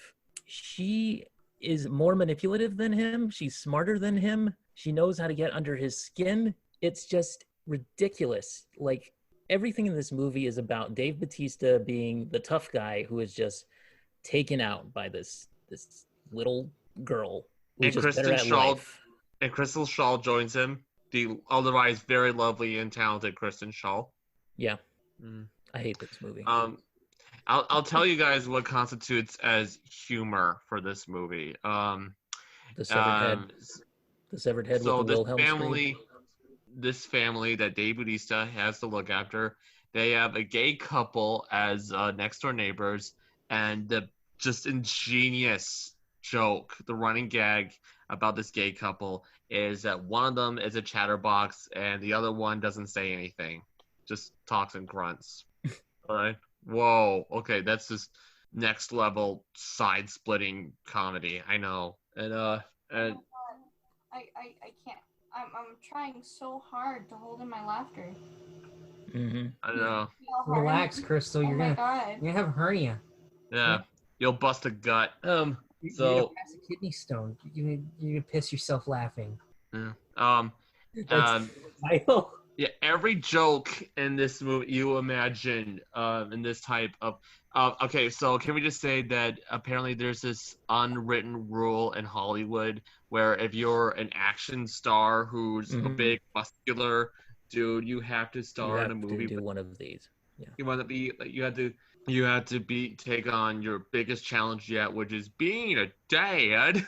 Like Vin Diesel in The Pacifier, The Rock in Game Plan, Arnold Schwarzenegger in Kindergarten Cop, Burt Reynolds in Jackie Chan in Spy Next Door, and now this movie, and now it's Dave Bautista's turn on the chopping block, basically. Jacob, are you besmirching the cinematic masterpiece that is The Pacifier? It was up for the Palme d'Or that year. Yeah, I'm sorry, I just have no taste. Apparently, I just like dumb blockbusters, like those Marvel movies. All right, those roller coasters. Well, I do have a soft spot for Kindergarten Cop. Yeah, Kindergarten Cop's actually decent, I think. But that was like, yeah. 1990. It was a different world.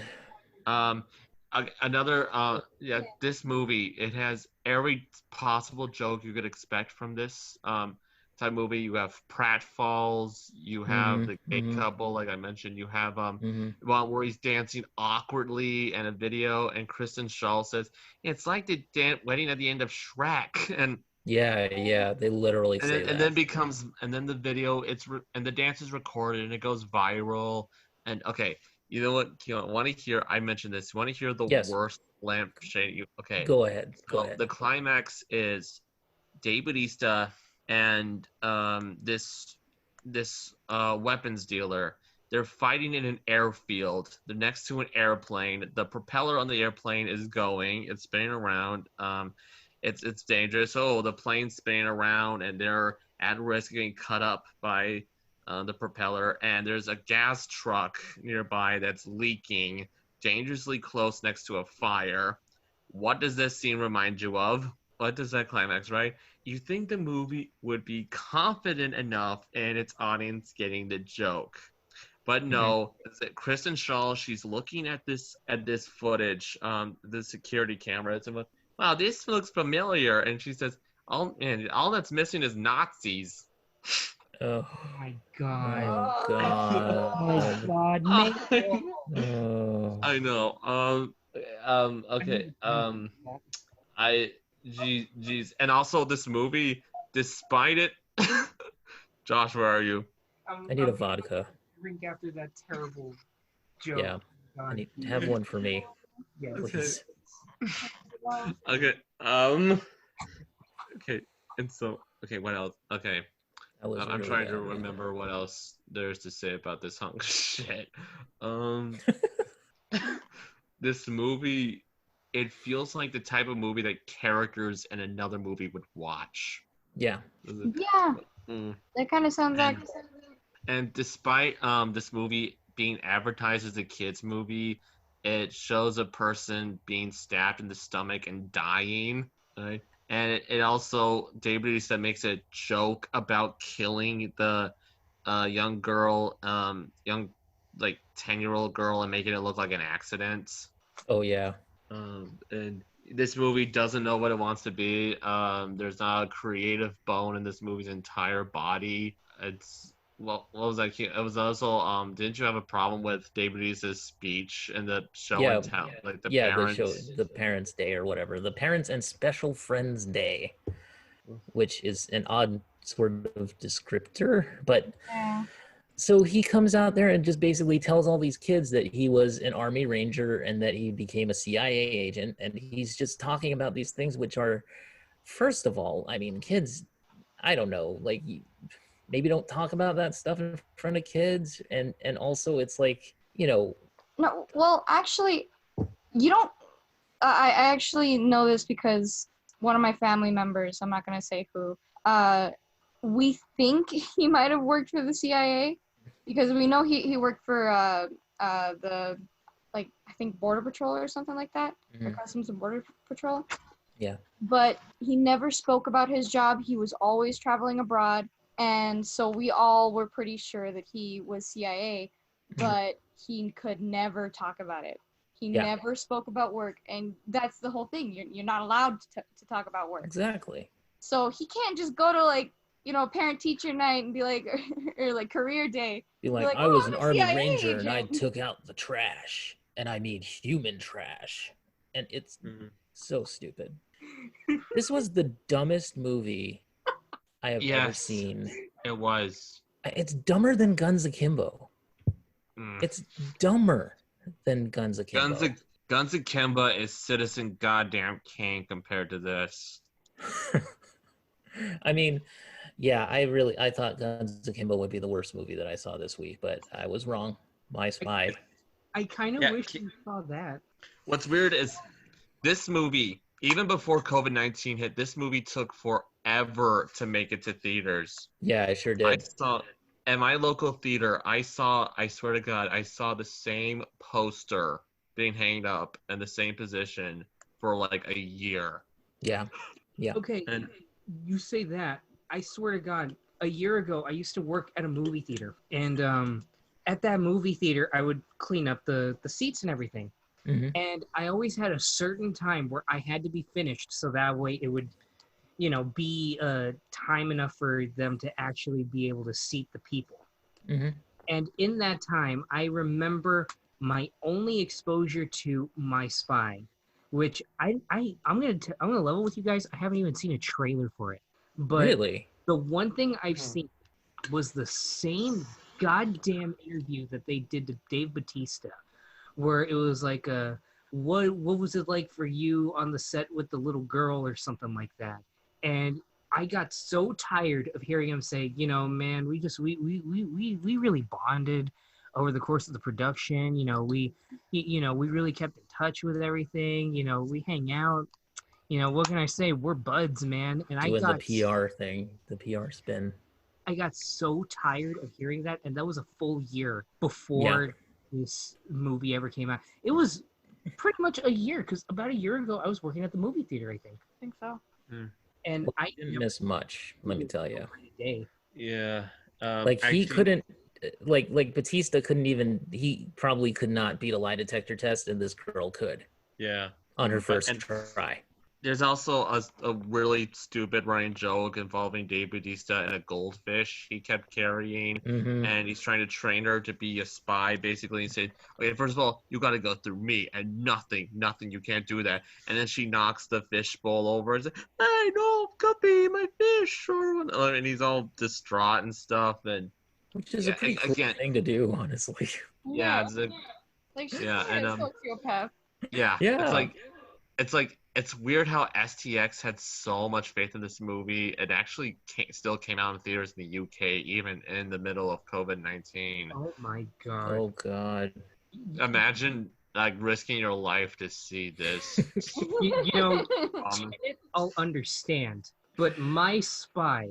Oh, But Jacob, did it save cinema? it did not. it sure did. The ball's in your court now, Christopher Nolan. Okay. Okay. Let's move on. Okay. Let's move on, shall we? So here's a movie that only I have seen. That you guys were too uncultured to see. It's called First Cow. It's the latest A24 release that actually did make it to theaters, but it's just making its VOD debut here. It's a film that takes place in 1820s America. It's about a white drifter and a Chinese immigrant who become best buddies, and they decide that they're going to get rich by milking this cow that belongs to a British aristocrat played by Toby Jones, and they're going to turn this milk into bread, like the greatest muffins and this side of America. And it's essentially, it's very much about this friendship and what they gain from each other. Essentially, it's a time, it takes place at a time when racism in America really ran its peak, with all these immigrants and all these and slavery, of course. And it's a very somber movie. It's a very low key type of as you would expect from a movie with a premise like this. It's directed by Kelly Reichardt. She's done this type of character study, this very low key type of very introspective, very quiet movie. She's done Certain Women. Does that sound familiar to you guys? A little. Okay. So yeah, this is it's a very slow movie, and that's people's main problem with it, particularly those who aren't used to this type of thing. And I'll admit it was fairly slow for my.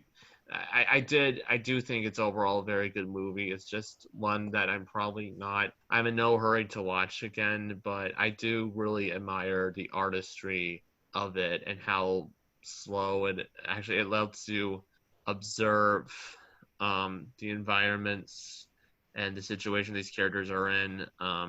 It's an anti-racism movie that does it with class, that does it with subtlety. It's basically if Green Book was intelligent, wasn't the most pandering shit you've ever seen. Yeah, there is the closest thing it does to really confronting this type of thing was, the British aristocrat. He's having a party over, and one of his guests casually mentions being a slave, how to beat a slave to keep the others in line. And so that's about the extent as to how this type of thing is explored. Like, the rest of it is very, very subtly implied of like the kind of environments that these characters are in. And it's about mainly what they gain from each other. It's where like this boundary is broken just by them interacting. It's not brought down by one of them giving a rousing speech, or saying that slavery is wrong and blah blah blah. And it's it's ironic because the white man, he's a drifter basically. He just goes from place to place, not really settling down and like looking for opportunity. And the Chinese man, he just sees opportunity everywhere, And it's like, it's not even so much about the cow, really. It's what they gain from it, what they think they could use the cow for, and what the kind of happiness that spreads to everywhere else because of what they're able to make with its milk. And what did I say? Does that sound interesting to you at all? This sounds like a very artsy movie, and I'm not gonna lie. I think it's just my narrow-mindedness. I have to be in a certain mood to watch something like this, and I don't. Does that make me uncultured? No, not at all. cow. I was joking, Josh. No, I know I you were know. joking. Just like I there are know. some people that are like, oh fuck yeah, let's go ahead, let's pop on the Ingmar Bergman collection. And I'm telling you right now, I saw The Seventh Seal a long time ago, and I loved it, but I was in the right mood for it. And another time, I tried to watch Persona, and I was like, okay, I can't watch this right now. I need to be in those sad boy hours where I was just like, okay, let's reflect on life and be depressed together. Mm-hmm. And First Cow sounds like one of those movies where, yeah, I need to be in the right mindset of, okay. Yeah, you kind of do. Let's feel it. It didn't help that I watched this movie basically right after I got home from work.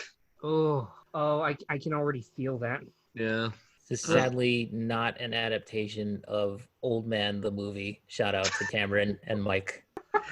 Yeah. And also, sadly, not a cow that becomes president of the United States, which is what I thought this movie was going to be.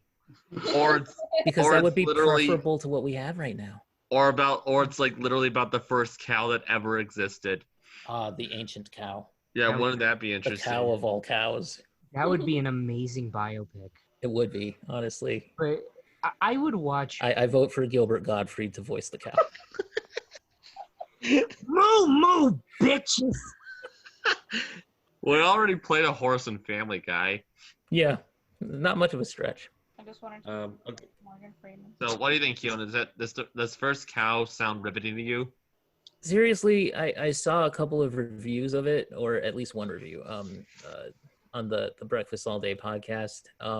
And from what they said of it and watching the trailer, it does look interesting to me. Like, I could see myself, if I'm feeling like in the mood for something that's kind of a slow burn, just to watch like a really slow character piece. That would be interesting to me. Yeah, I'll probably rent it. I'll wait for the rental. Give it a shot. Yeah, cool. I think I should also mention, before I move on, is that Renee Auberjonois is in this movie, who passed away last year. Yeah. That was unfortunate. And Was it one of his last? No, it's a very, very minor role that he's in. Like you'll know him when you see him. Yeah. No, he's really good. Yeah, this sounds like one of those movies that I know certain sections of film Facebook and film Twitter are probably going to gush about and be like, why don't we get more of these movies every year? And it's going to be one of those that they're going to prop up and then maybe forget about and then immediately hate like 2 days later because they found out that Greta Gerwig's doing a movie. Okay, so want to lead us to the next one? Keona? Sure. So next up, we have the Hulu exclusive Palm Springs with Andy Samberg and Kristen Milioti. It's kind of a Groundhog Day riff.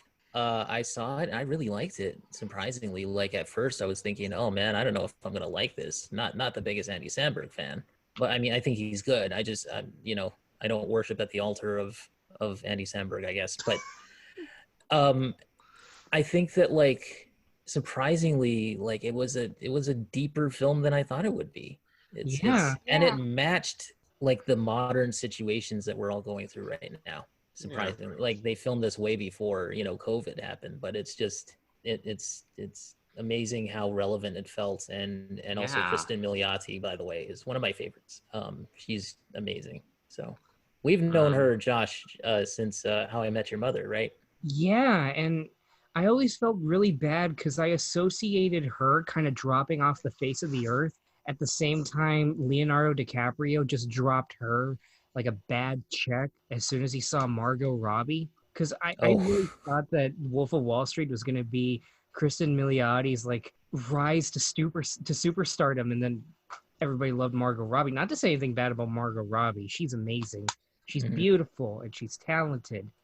But Kristen needs this limelight, and I'm happy that in this world that we're living in right now, this seems like her limelight. And especially how they utilized her in How I Met Your Mother, which I thought they gave her extremely short shrift in that show.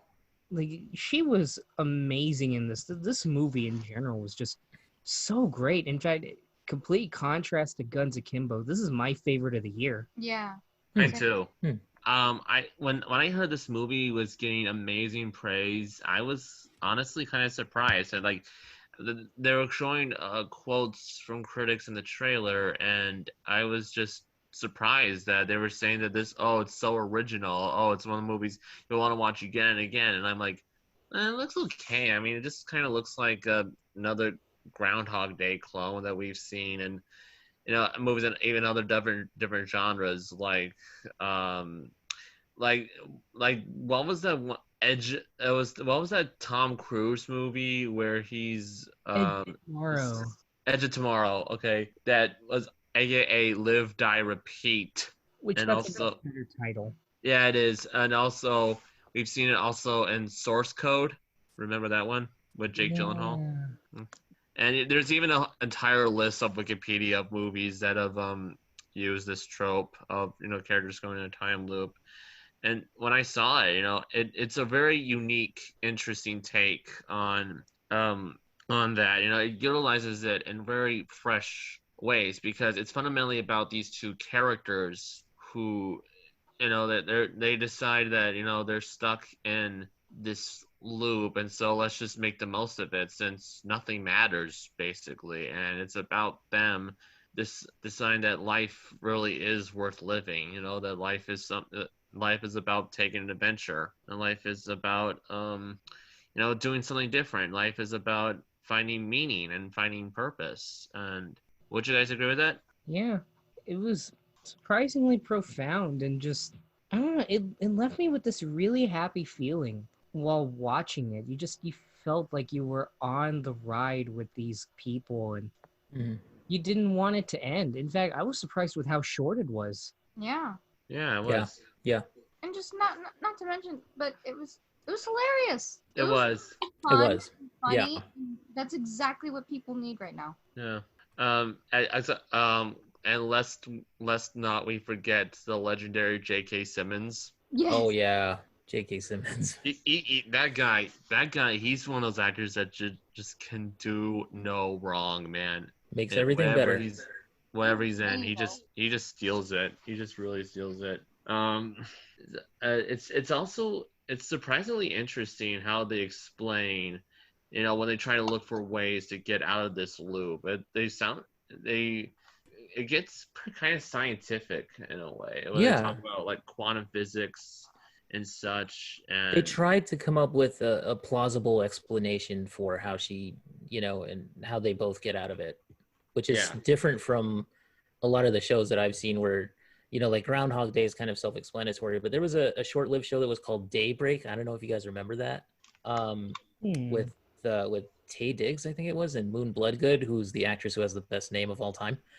And like, it was another one of those time loop shows, but they don't explain anything. Like, they didn't even try to come up with an explanation. And it was more of an action thriller. So maybe that's why they were like, well, no one cares about it. But in Palm Springs, what I respected about it was that it was funny. It was a romantic comedy, and it reflected our times uncannily. But it also it showed and it was Kristen Milioti who actually gets them out of it, and she does it by research, and she does it by just going for it and really trying to figure things out. So I thought that was good.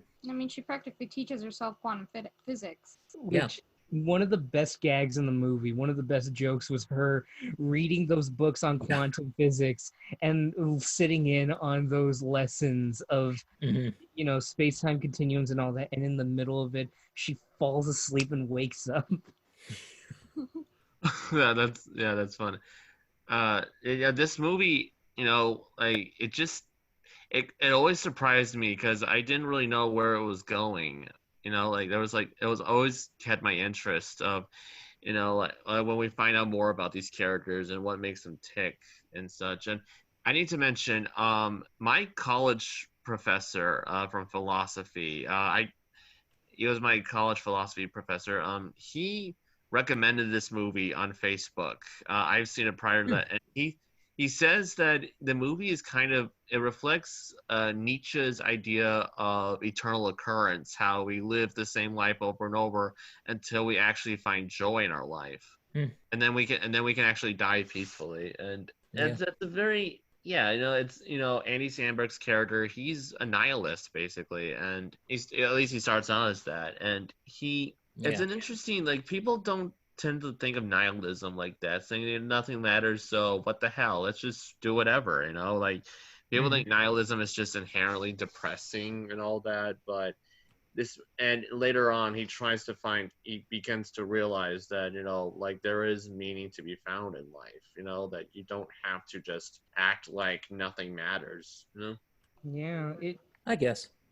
I'll say this was surprisingly, with the exception of some Lonely Island songs, my first exposure to Andy Samberg. That sounds really disgusting, but this was the first movie. Now Josh is doing it now. This was the first movie, the first thing I'd ever really seen of Andy Samberg, and I thought he was great. Like, He was. in my opinion, before Seth Rogen, I think, understood what he could do with the movies he was in. I think a lot of comedy actors kind of fall into this shtick of being a thing. Adam Sandler is the stupid guy. Yeah. Chris Farley, rest in peace. He's the fat guy. He's the loud guy. You have all this and all that, and Seth Rogen, he's the high guy. He goes, and Andy Samberg, I thought he was just going to be another idiot. Yeah. Like, at least in terms of that stuff. I've never seen Brooklyn Nine-Nine. I've never seen Pop Star, Never Stop, Never Stopping. But I really want to, though. But with this as my first exposure, I was kind of shocked with how subtle he seemed. Yeah. His laughs weren't like, "Oh my God, I'm ridiculous," or "I'm insane," or "I'm stupid." Not pulling like a Steve Carell or anything. He was just very laid back, and you know what it reminded me of? Ironically, it reminded me of Bill Murray. Just a more attractive, laid back Bill Murray that doesn't seem like he'll call you a piece of shit. I don't think you can get more attractive than Bill Murray. No, I'm kidding. Like, he was charming. We love Bill Murray. And I was surprised at how serious he could take the movie. And that's really a hard thing to do with comedy, to make those emotional beats really sell, because I think a lot of the problem with a lot of comedies lately is that they focus on jokes first, then characters, then story. And this one focuses characters, then story, and then jokes. Yeah. And that's the perfect balance. And in my opinion, there's a movie every year that more or less would fall by the wayside because of everything going on in the world, or the movies that are being released, and they kind of end up being skirted off to the side. Like, an example is The Nice Guys or Bad Times at the El Royale. Just these throwback movies that do something unique or just give you such a fun time, and they never get seen. And I think the beauty of it releasing in this COVID world is that hopefully more people watch it, because it's just so much fun. Go ahead. Hulu announced recently that it was like their second most watched movie on the platform or something. It's getting a lot of views on that, actually. It's that's encouraging, because well deserved. Yeah, people wouldn't normally watch this type of movie, like people like the big the Joe Sixpack audience, basically. But now, they actually have a platform where they can watch that stuff. So there are those moments in the film where Andy Samberg's character just kind of feels like he's stuck in a rut, and the days just keep repeating, and there's no sense of real time passing, and that is so eerily prescient, being what everybody's going through. So yeah, a good movie. Finally, we can discuss a good movie. I give it physics out of 10. I was gonna think of something funnier. I give it a cheating girlfriend out of 10. Ooh, that is a deep cut. All right, what's up next, guys? Next is Eurovision. The Story of Fire Saga. Okay, so I actually watched this yesterday, just kind of for no reason, really. I was just in between playing like sessions of Ghost of Tsushima, and so I just put this on. And the first thing that happens is it's this crazy like music video type setting where like Will Ferrell and Rachel McAdams are dressed like weird Icelandic pop stars, and they're like, Will Ferrell just starts singing "Volcanic Man, Volcanic Protector Man," and I was like, dude, you have me hooked. That is definitely my sense of humor. It's so bizarre and so weird. Yeah, this is a Netflix movie, all right. Yeah, it sure is. And it was, I mean, it gets surprisingly earnest as it goes along, but for me it was just I didn't know what to think at first. And then it's like, okay, I like Will Ferrell and I like Rachel McAdams. I love them both. And Pierce Brosnan plays his father. And I mean, his father's name is Eric Eriksson. And like and her Rachel McAdams' name is Sigrid Eric's daughter. So everybody thinks that she's Eric Eriksson's daughter. It's just like it's the most bizarre film I have seen since Guns Akimbo, which honestly was not that long ago. So it was, I would just say, like it was at times funny, at times surprisingly endearing, at times just completely off the wall, like with Dan Stevens, who played the lead in Legion. What happened was that he's the live action Beast. Is he? Yeah. Yeah. Beauty and the Beast. That's right. So he doesn't sing in this film, but what they did was they dubbed him over with this like opera singer guy, and let me tell you, it's gold, comedy gold for me anyway. Then I have to watch it then, basically. Yeah, Dan Stevens is just a gem of a bad Russian accent in this movie. He Will Ferrell and Rachel McAdams and Pierce Brosnan, they're all like they're gold. One of the funniest things is towards the end how they get to the Eurovision contest, how Will Ferrell gets there. He thinks that they lost. He thinks that they got kicked out of the competition, but they actually somehow made it to the final round. And so like he has to find a way to get there because he already left and went back home because he was so despondent about them losing. And he ends up catching a ride with these tourists who are in Paris because that's where Eurovision is held. And these tourists are American tourists. So he goes in there and they drive him over there and he goes like, he gets out of the car and he's like, thank you, Americans. He's like, I hate you guys. He's like, you're all a bunch of pigs. Bye. You know, it was just like the most stupid thing I've ever seen. Like this movie is stupid with a capital S, but at the same time, I loved it. So, Volcano Man. That's all I have to say. So I'm just going to say Eurovision. That this seems like the band they're riffing on is these kind of European bands that tend to have a fantasy sensibility to, like Rhapsody of Fire, which I mentioned that what Christopher Lee would sing a lot, where it's like with lyrics that sound really deep. They're like there's like religious references and such, like Nightwish. You guys know Nightwish? Yeah. And actually, my favorite band currently is actually an Icelandic band called Of Monsters and Men. Oh yeah, I like them. Yeah, I might have to, if it has that same flavor, I'm definitely gonna have to give this one a watch. This is actually based on Eurovision, which is the real contest. I don't know if you guys have seen like clips of the stuff on YouTube and everything. It's just amazing. Honestly, go watch the real clips. And they have cameos by all the like a lot of the real singers that have competed on Eurovision. It's a very weird film, but for me, it's the performances that carry it. And it's just Will Ferrell doing his Will Ferrell thing. So like I said, it's a stupid, stupid movie, but can't help but love it. So that's really all I got to say about it. All right, so moving on, another Netflix movie. This one is called The Old Guard, which just recently dropped, I think maybe about a little over a week ago.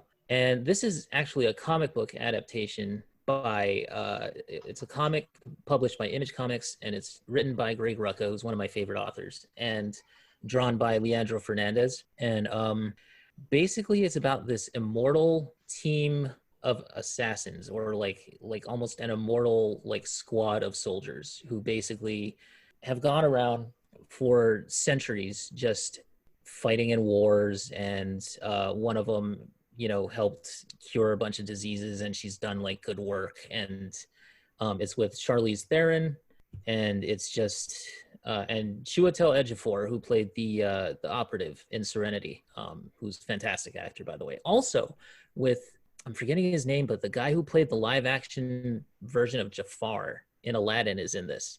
And what are you talking about? Yeah, and I actually like him a lot more in this movie than in Aladdin. Bring me the lamp, Aladdin. Yeah, he's better in this movie.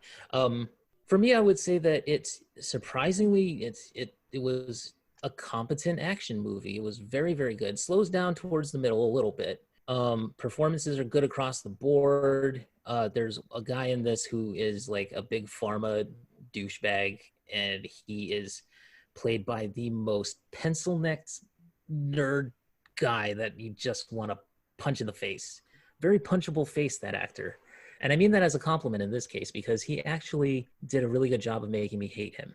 The screenplay was written by Greg Rucka himself, which I kind of knew because I know the cadence of his dialogue, and I was like, this sounds like Rucka to me. So yeah, it's true to form for the comics.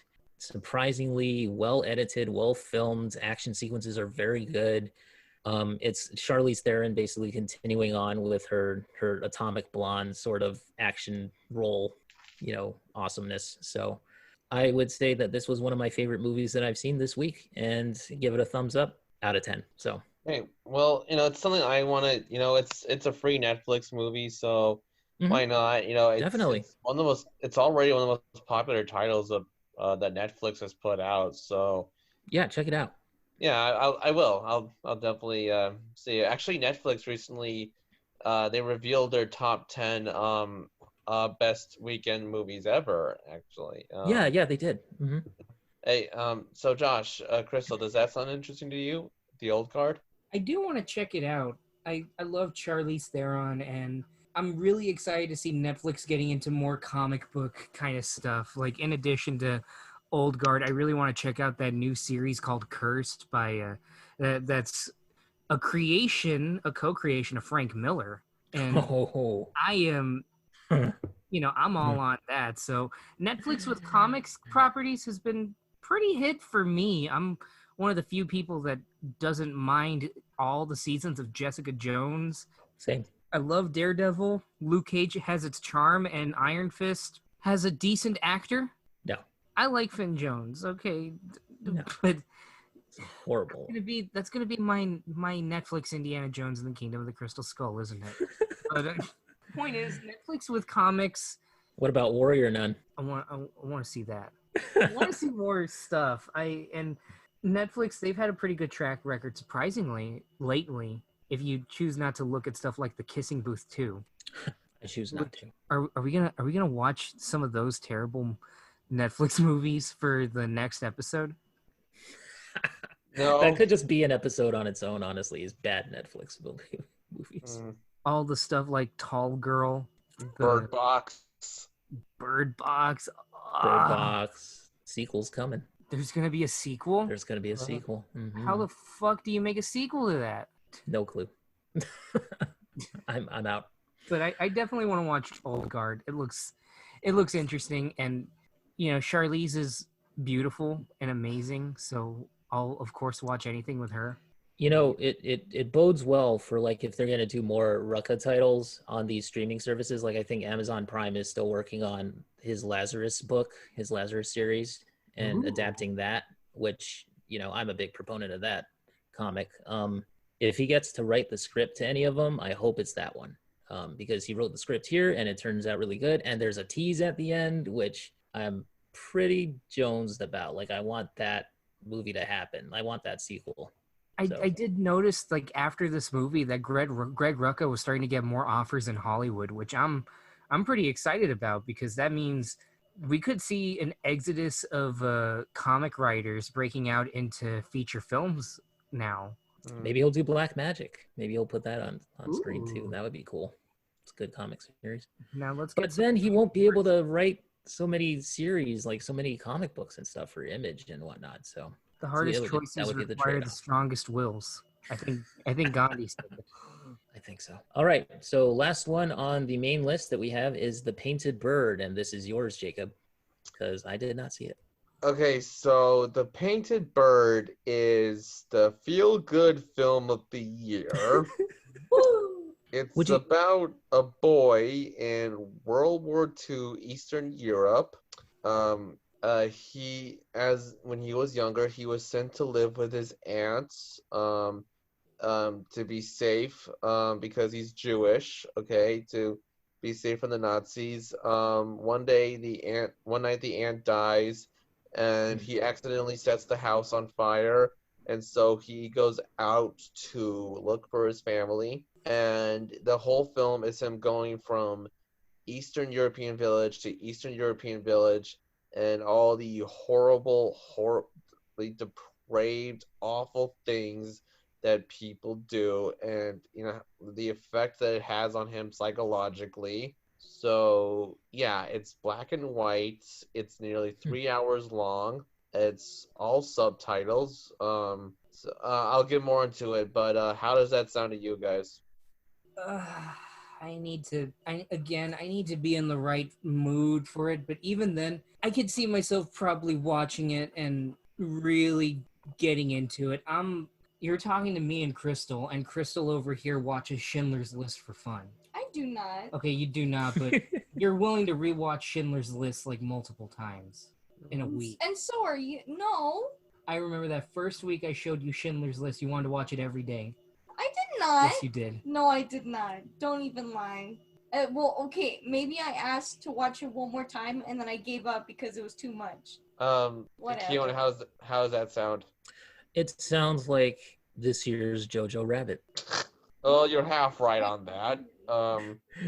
I'm slightly joking. No, it sounds like a lot of movies like Boy in the Striped Pajamas and that sort of thing where it's a hard watch. It's not something where you're gonna sit down with a bag of popcorn and like enjoy yourself. But no, it seems yeah. It's interesting actually. When I first played this movie, I got it from Google Play, and for whatever reason, the subtitles weren't on. That's what I think. So I watched 40 minutes of it without subtitles.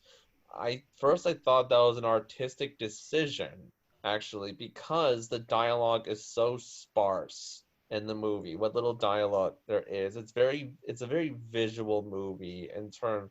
And another interesting thing, the director of this movie, let me bring it up. Hold on, his name is I just know I'm butchering this name. Václav Mahol. He opted to have all the characters in this movie speak an inter-Slavic language, so no nation would be identified with the actions that these people commit.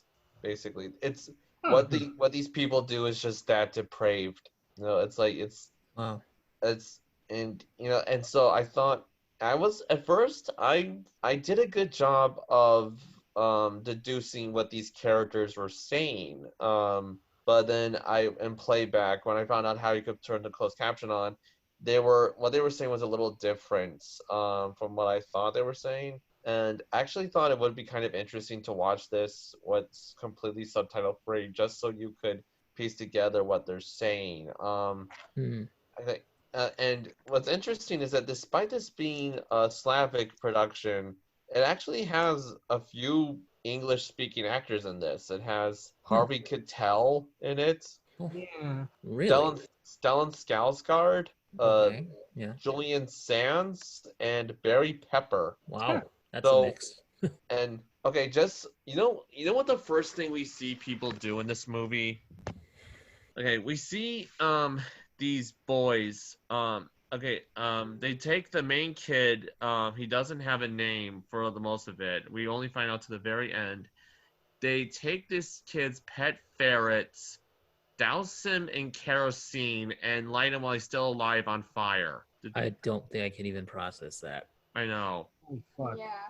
And later, after he accidentally burns down the house, the boy, he wanders into a nearby village, and everyone there thinks that he's a vampire or that he's a Satan spawn. So they start beating him, and they sell him to a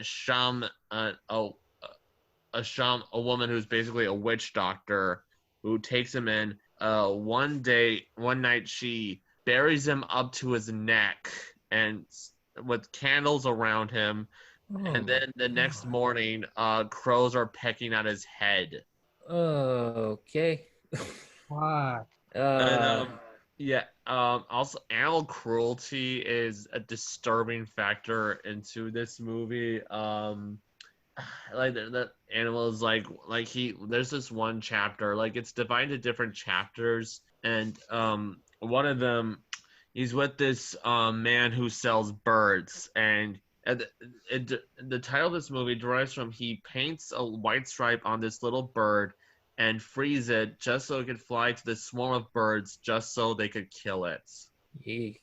Yeah, it's there are many times. I'm not even telling you, like that's the extent of what happens to this kid, and just like this movie will make you hate humans, man. This Sounds it's like it was done by a director who hates humanity already. yeah, like and it's a very slow movie too. Like it reminded me. Do the names Bela Tarr and Andrei Tarkovsky, are they familiar to you guys? Yeah, Tarkovsky, yes. yeah, I've heard of Bela it. Tarr's, like it reminded me kind of Bela Tarr's Satan Tango or the Turin Horse, in a way that it's a very slow, very bleak, very Yeah, sounds. nihilistic movie, and it's mainly about it is really an experience of a movie. I think it's incredible for what it tries to do. It's about people just trying to push through what they have, and to an extent the boy, he does do that, like he does. Like it's about him just going from place to place, all the people who betray him, all the people who use him essentially. It's I just don't know how else to describe. So it's Empire of the Sun if it wasn't directed by Spielberg. Basically, yeah, it's Yeah. for the art house type. So I don't even know if I'm even comfortable telling you guys even afterwards after we record this what happens, because oh my god. Yeah, I'm looking at your face right now. You look absolutely horrified by having watched it. I am. I feel this movie was life changing, and I'm not even sure for the best or better or for the worst. I've heard some critics go so far as to call this movie torture porn. Hmm. I don't necessarily agree with them. I do think there is kind of, I even think movies like this that have very subtle subtext. I do think that they are worth seeing, just so Yeah. like they do have a point. It's just they just don't explain. They don't spoon feed you what that point is, or just it's just like pure. If you just want to Yeah. experience the absolute worst of what people can do, it just not only to each other but to a kid and even to animals, and It's yeah. Oh. oh my god, like even when it was shown at TIFF or at Venice, I remember people walked out of it. I can imagine. Yeah, this People, isn't one of those like I hear from like I know from Cannes Film Festival. Like it's not uncommon for them to walk out of stuff and just be like, "Boo, boo! I I thumb my nose at thee. Your mother smells of raspberries, and your father. I don't remember the Monty Python quote. I fought in a general direction. Your mother was a hamster, and your father smelled of elderberries. There you go. Like, but with this actually sounds like yeah, I can totally see people walking out of this and just being absolutely mortified. Yeah. So is the purpose of the movie to just be controversial or to just flaunt that sort of filmmaking in people's faces, No, or it's is there actually a point to it? there is a point to it. It's just I think it is ultimately about a kid rising up about these sort of things and trying to reconnect with his family, and Mhm. and like he does try to learn forgiveness to the family that basically abandoned him. Mhm. And he does come to understand that they did that just so he could be safe from the Nazis. Although, of course, later on the course of the movie, he gets captured by Nazis. Ugh. Okay, and Fun day at the cinema. fun day at the cinema. Bring the kiddies. Bring My the kids. God, I've been trying to cheer myself up by pulling up the stuff I'm gonna recommend at the end, and I've got something that's gonna throw you guys for a loop. Okay, so should we move on to the ending part of the show here, the last portion of the show? Above all We Okay, have been running long. I'm just gonna say this one thing about the Painted Bird. It's a great Sure. film. It's a great artistic achievement. I can totally see Criterion releasing this. Mm. I'm probably never gonna watch it again. Though I talked about Greyhound. It's not a movie that I'm probably not gonna revisit that often. This is definitely not a movie I'm gonna revisit at all. Yeah.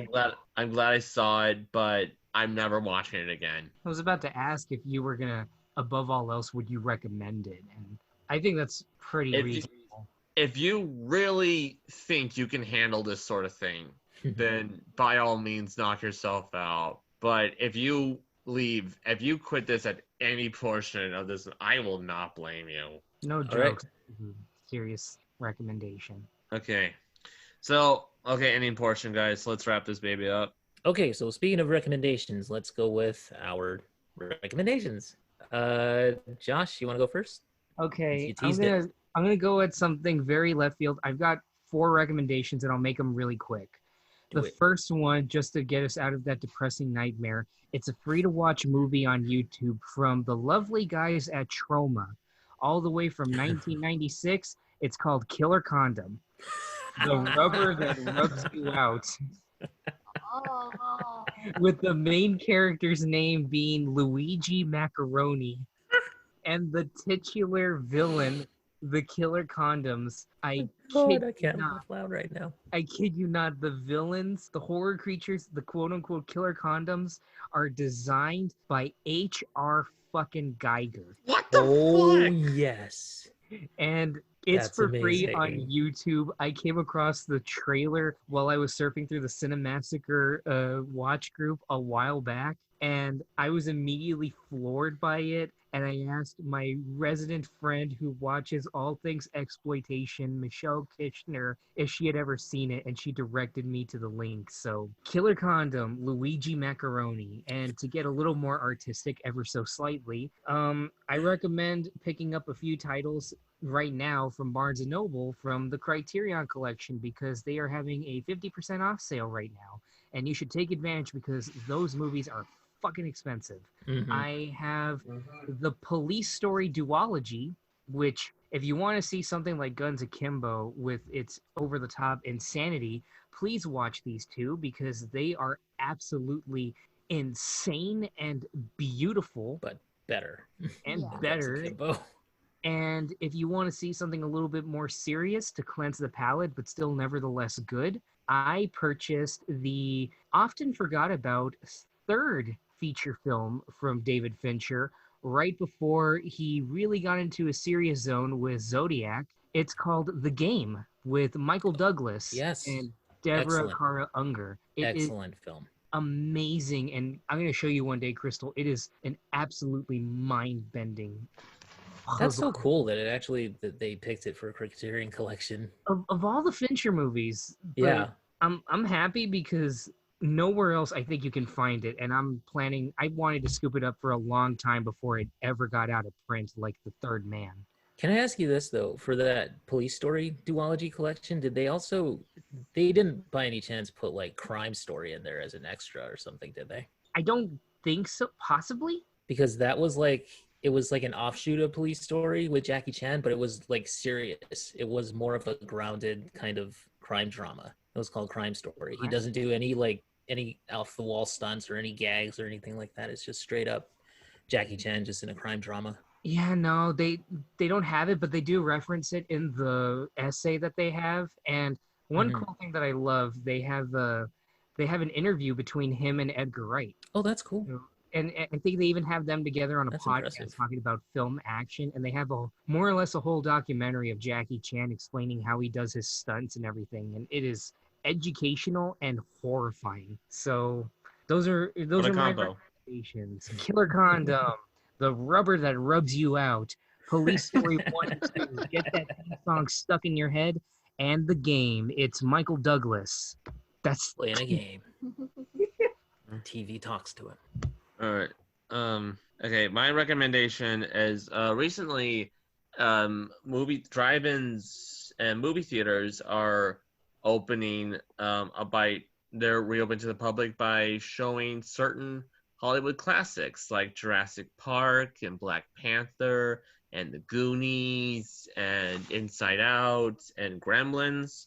And so I think now is a good time to just dust off certain classics from your collection. I think we should all be reminded what it was like to go to the movies and the thrills and the laughs and the excitement and the spectacle and just sit back, just it's more broadly just whatever movie just made you love movies, like whether it was Jurassic Park or Jaws or the Avengers or the Dark Knight or whatever. So yeah, and any movie out there that that brings you the warm fuzzies, go on ahead. Yeah. Kristal, did you have any recommendations? Just definitely go watch Palm Springs. It's a laugh Yeah. that I think everybody needs right now. That's Awesome. about it. Okay, so my recommendations are, so being that we saw Guns Akimbo this week and being that it's Samara Weaving, the first movie that I ever saw her in was not Ready or Not. It was actually a movie called Mayhem with Stephen Yeun from Walking Dead. And it's basically a horror action comedy set in an office building, an office environment where this virus gets unleashed, again with the virus thing, sorry guys. And what it does is it basically makes people lose their inhibitions, and so they all go around murdering each other. And it's like a dark satire / comedy / action horror movie. So I thought she was really, really good in that. And Stephen Yeun, of course, is awesome as well. So that's a good movie. I think next Streaming Wars, we're going to be talking about 2 documentaries, correct, Jacob? The We Need to Talk About AI and Lost in America. Yeah.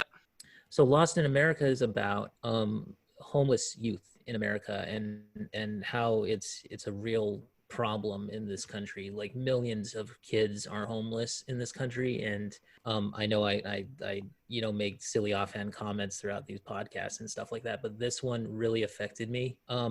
I'm not going to talk about it too much, but I'm just going to say that I will. I'll put a link in the show notes if people want to take a look at how you can take action. There's the website for this film actually gives you a list of all these organizations that you can help support. It was a very touching documentary and very it really just hit me where I live. So I would highly recommend that you watch it if you can. It's only like an hour and a half. It's another short documentary.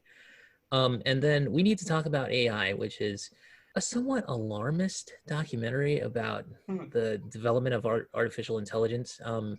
They mention a lot of narrow artificial intelligence, and they mention artificial general intelligence. They don't mention deep machine learning or machine learning at all.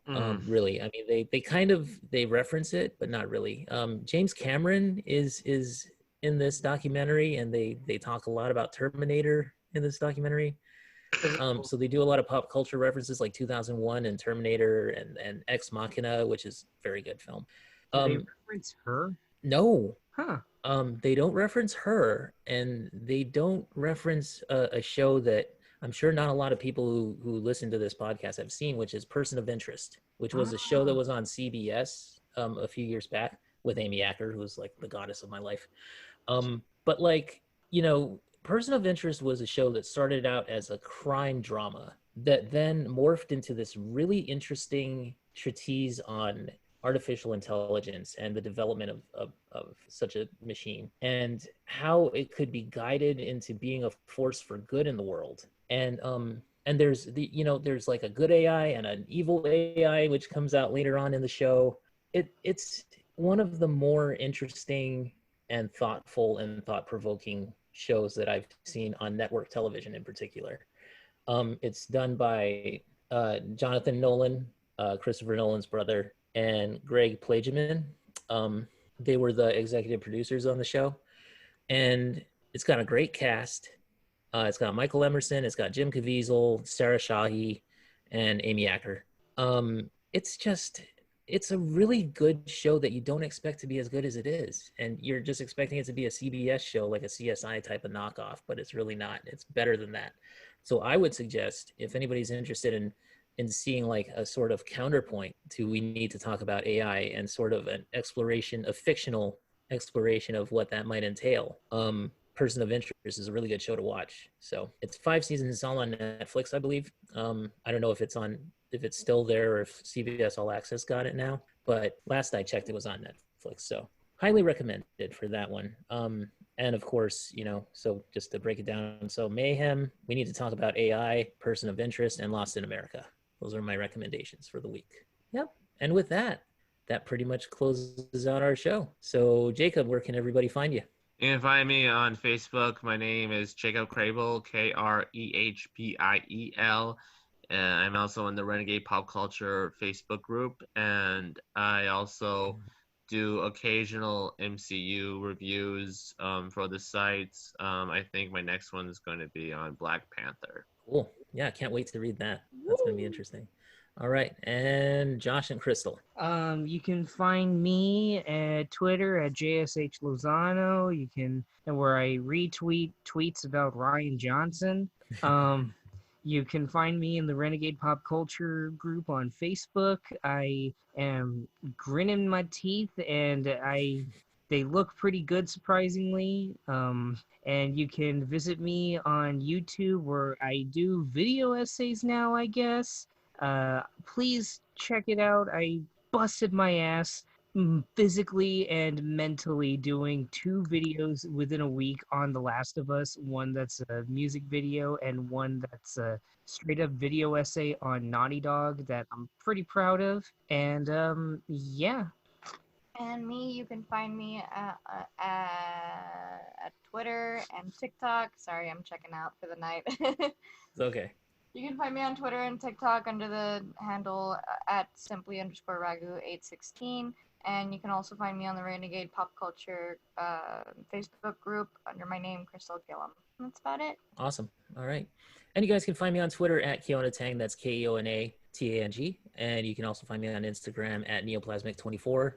And of course at renegadepopculture.com, where we have articles, we have video essays, thanks to Josh, we have podcasts, show notes out the wazoo.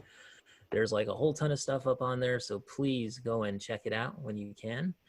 We are going to have the lost episode of Streaming Wars, which we recorded maybe about a month ago, which never got posted because it's my fault. I just didn't have time to edit it or the skill set to edit it until now. So we're going to go ahead and get that one posted before this one goes up. And basically that is it, guys. Also, find us on Anchor, anchor.fm/Renegade Pop Culture, all one word. And we are also on SoundCloud. We are also on Spotify. We are on Apple Podcasts, Google Podcasts, basically wherever you want a podcast, we're there. So check us out, guys. And please like us, share it around, do your thing. If you want to support us, that would be great. If not, totally understandable, because we got bigger fish to fry right now.